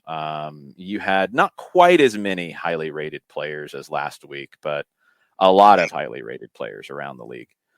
Other stuff that jumped out to me, I mean, we'll get into more of this tonight on Soccer Over There, but some of the rumor and innuendo from the weekend. Sport in Barcelona is reporting that Liverpool are talking about trying to bring in Gavi, 17 years old, at Barca in Spain. I know Barca's talked about signing him to a new deal, but Sport in Barcelona, magazine, newspaper, is talking about Liverpool sounding out Gavi.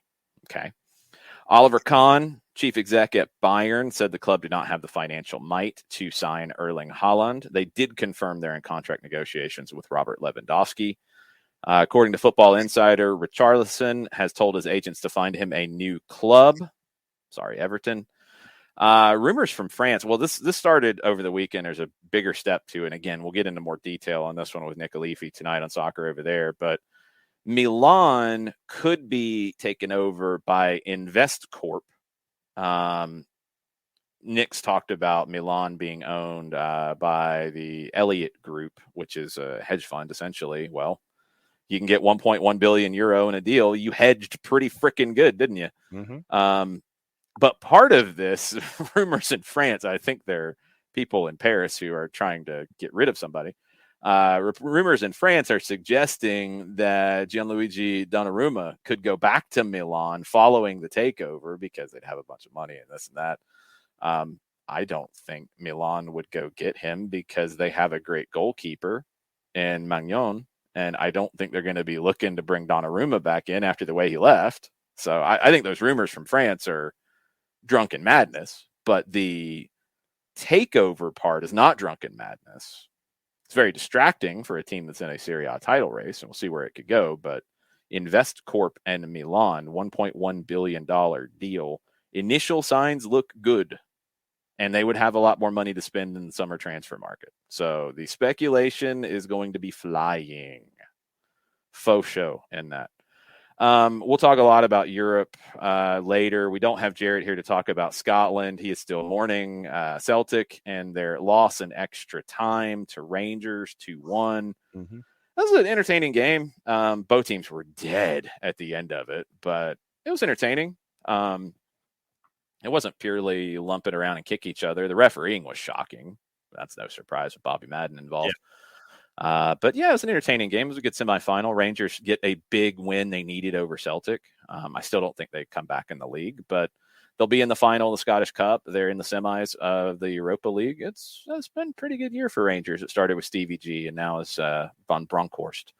In Mexico, Tigres and Pachuca are the best teams so far in Liga MX. 14 rounds. They both have secured their spot in the playoffs. They both have 32 points. Tigres has a better goal differential. Pachuca's in second. Tigres 10-2-2. Andre Pierre Gignac just keeps doing what he is doing. 15 goals in 14 games. He's in the pole position to win the Golden Boot. Tigres can secure the bye week and home field advantage throughout the playoffs if they finish in first. 3 games left in the regular season. They get Necaxa, Club America, and Atlas as their last 3. Pachuca, big surprise this year. We'll see them in June in the AmFam Cup. But big surprise this season. They weren't expected to be one of the top teams. They can secure home field advantage in a bye week. They finish in second. They got Puebla. They got Monterrey. And a finish on the road at Pumas. And the other big story in Mexico, beyond these 2 teams being at the top of the table, is Matias Almeyda and Chivas. That is just going to continue to ramp up and ramp up and ramp up until Chivas makes an announcement about what they're doing. So that's the other things I had on the board. We'll get into all the European stuff tonight on Soccer Over There and more stuff from South America as well. Moises Caicedo starts 2 games for Brighton. Brighton wins 2 games. And John still won't give flowers to Graham Potter. He's still trying to find ways to diminish Graham Potter and Unai Emery. John is continuing his campaign of no longer Unai Emery. Talent. No longer Unai Emery. We went through the numbers, and the numbers were there before. You just didn't want to look at them. That's true. And so looking at the numbers from his time at Arsenal, I thought that they were lower than they were. They were not in doing the research. And now in Villarreal, where he has talent. So you're giving Unai Emery flowers now? Yes, I am. I gave Unai Emery flowers after the win last week. I should have a long time ago. But you won't give Graham Potter any credit whatsoever for some strange reason. I do not understand this. You have the resources that you have. You're doing what you're supposed to do. You don't think he punched above his weight last year? Oh, I think he definitely punched above his weight last year. But he's a bum because he's doing what he should do this year. But he's not, and he hasn't played Moises Caicedo. He should have played Moises Caicedo from the absolute beginning. Otherwise, why would you have invested the money that you did in the first place? They didn't invest that much money in him, first off. It's Brighton. They didn't spend that much money. Second, sometimes, and I would have liked to have seen him play sooner too, one of the bits of speculation coming into the season was that Bissouma would get sold before the season started. He didn't. I think he will now. I think now you have no reason not to with what Caicedo's shown you. You know, brought him along slowly. I would have liked to have seen it faster, but I don't think Brighton has failed because of it either. It's frustrating because you want to see Caicedo, but that's not why you dislike Graham Potter. You didn't like Graham Potter before Caicedo got there. You're just using that as an excuse. I think that my disdain for Graham Potter comes from him leaving Swansea. I think that's what. Oh, there we go. Now we get to the heart of the matter. That's where it is. It's personal. Mm-hmm. All right, fair enough. It's wrong, but at least we know now where it comes from. Not the first time that I wanted you to say that. Just wanted you to put that out there because now we know. Graham Potter, when you show up in Atlanta and smash a pie in John's face, you have a good reason to now. So does Unai Emery get to smash a pie in my face still? He should. I don't think he will. I think he's a very classy man. I don't think he'll do that. He might hire somebody to do that, though. I'd be okay with that. But no, he probably has more important things to do. If Brighton and Graham Potter are ever in town, games and chase after a Champions League trophy. Yeah, he's also at a club that's not Brighton. That's not, dealing with Liverpool and Manchester City and all these other much bigger clubs that spend a whole lot more money. There's a different level of expectation, even if it's not the same as Real Madrid and Barcelona and Atleti. It's still higher than Brighton. Graham Potter will show up and smash a pie in your face, and he should. I will give him the address. I was going to say, well, I thought you were going to say that you're going to give him the pie. I'll give him the pie. I'll open the door. The pie. I'll have the camera set up. Graham Potter, hit me up. I got you. Just make sure you keep playing Moises Caicedo, please. Exactly. No, don't exactly me on that, John. You made it clear now. You're never going to give Graham Potter his flowers. Never. Because it's personal. Let's see. Odds and ends. It looks like Elijah Buford from the Academy is training with the first team this morning to fill out numbers, according to Doug Robertson at the AJC. And it looks like a friendly between the U.S. men's national team and Ghana is headed toward Cincinnati at TQL on June 1st. So that's okay. Drifting out from Cincinnati places, Cincinnati sources. So it looks like Ghana at TQL on June 1st. So it's looking like they're going to play Uruguay on the West Coast somewhere, according to reports. I think Klaus German, our friend, had something about that because Uruguay is on the West Coast for a game with Mexico, if I'm not mistaken. So they don't want to come back to East and they'd rather stay out West. And then if the U.S. plays their Nations League games, I can't remember the timeline if these are before or after, and they play in the West Coast and they play in Cincinnati and you get 2 Nations League games. Okay, you can make that flow. You can make that work, I guess. That'll work. Okay, and I think that we are caught up. So Elijah Buford, one of the Atlanta United goalkeepers in the academy, behind Reyes, but if you're making up numbers, you like to have 4 in training sessions. So you needed a 4th. He was not part of the U17s or U15s that were out at the Generation Adidas Cup. He is, I believe, in terms of high school class, he is class of 23. So he's probably 16, maybe 17, depending on his birthday.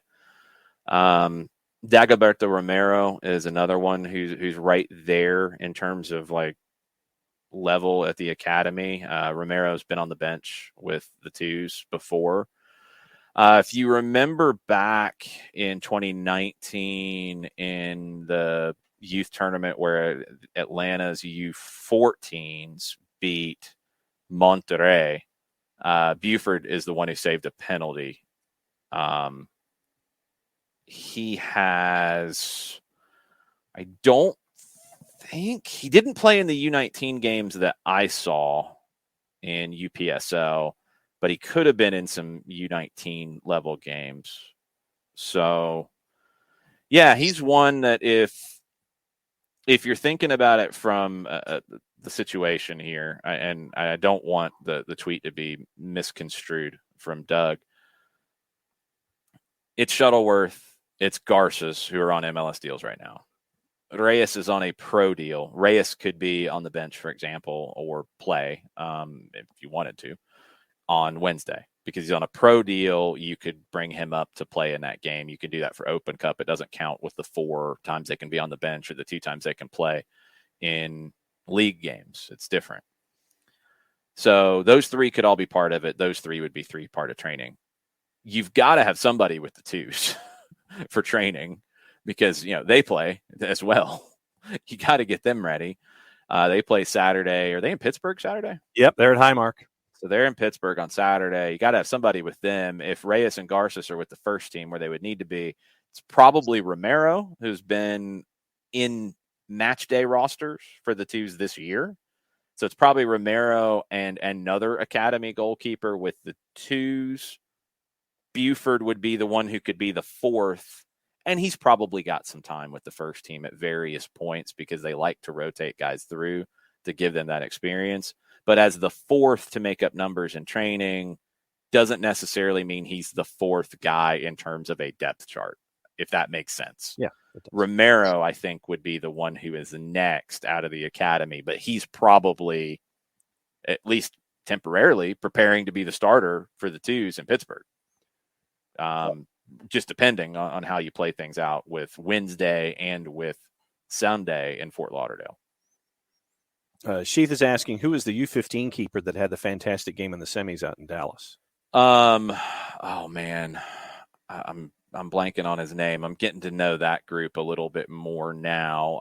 Ashton Gordon was a player that a lot of people really gravitated to on the right wing with that team. The goalkeeper's name, because they rotated their goalkeepers. They've played a few guys.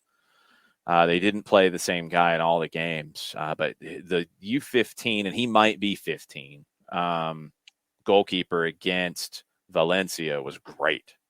Gave up 2 goals. They ended up losing. Valencia's U15s were really good, but he was great. He made a few saves that I'm just like, what? How? How did you make that happen? What are you doing? It was amazing.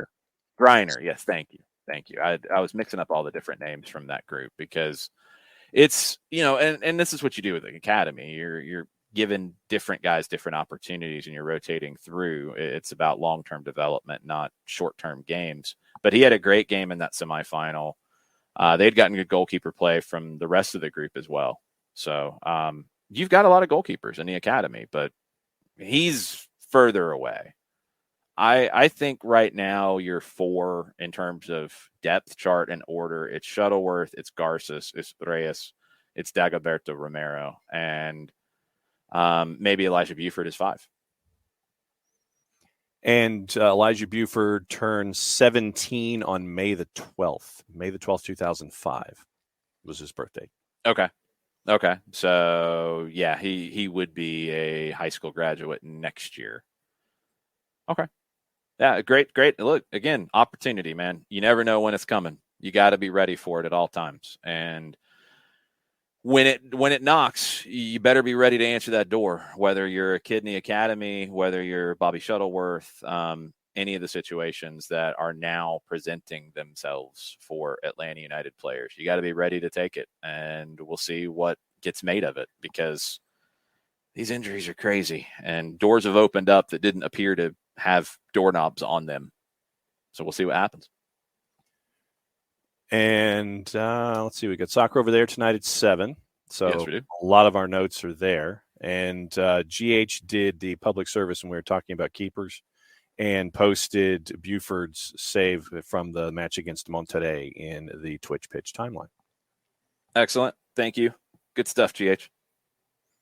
So anything else on your mind? We're caught up on both Twitter and Twitch, I believe. No, that'll do it. Honestly, just keeping my fingers crossed, hoping that we have better news than I fear on Brad Guzan. Hopefully it's not a full Achilles rupture, and it's something that, maybe needs some kind of procedure, maybe doesn't. Hoping to get lucky with that for the team's sake and, more importantly, for Brad's sake. Fingers crossed until we get that announcement. I don't know if they have the information yet. I don't know as much on timelines with this. I mean, we know, like, for example, when we're dealing with an ACL, you have a lot of swelling initially and early on, so you might not know the severity until later on, until you get into the actual surgical procedure. This, I don't know what that kind of stuff looks like, but hoping against hope that it is not as bad as it looked to be on the day. That's the biggest thing that I've got right now. We will update you tonight on everything that Gonzalo says. Again, you should be able to watch that later this afternoon. You'll hear the tweets about it in the next hour or so. We will probably hear some things from Rod Underwood in Chattanooga. I don't know the timeline for their media and availability and all of that. Wednesday at Kennesaw, I know they've at least filled up one section with Chattanooga FC fans, and I know they opened another section. So they filled one, they opened another. I don't know if the other one's full, but they're going to have a presence and they're going to be loud. And I really hope that the 17s who are in the building in Kennesaw are loud and support the hell out of this team, because, man, they could use the lift right now with the injuries they've had to deal with. And just, you're going to have some new faces on the field. You're going to have maybe some young guys, maybe some veterans who haven't played as much. You're going to have some guys who will definitely need that push from the 17s, and you're going to need to make some noise to deal with the Chattanooga supporters are going to be there. So I'm looking forward to that. That'll be on radio. 7 o'clock is pregame. 7:36, I believe, will be kick. Usually these are a little bit closer to the top or bottom of the hour in this situation. And we'll have a full-time report for an hour as you're driving home, or if you stayed home and watched it on ESPN Plus, which it's ESPN Plus. It's not going to be geo-blocked or anything like that. So you'll be able to watch it there. You can sync it up with us if you want, and you can listen to the full-time report for an hour afterwards. That's on Wednesday. It's going to be a busy week, very busy week. So we will get back to it with soccer over there at 7 o'clock tonight. We'll have maybe a little more soccer down here in soccer over there than usual because it's a cup week. But that'll be there. We'll talk Italy. We'll talk about Milan's potential takeover. We'll talk Liverpool and City. We'll talk about what happened in Spain. We'll talk about the updates out of South America and all the usual fun and shenanigans and chaos that we get with picks of the week. We'll talk about all of that tonight, 7 o'clock, 7:05 on twitch.tv/soccer down here. So y'all have a good rest of the day. We'll be back at 7:05. Mucha plata, y'all. Much plata, y'all.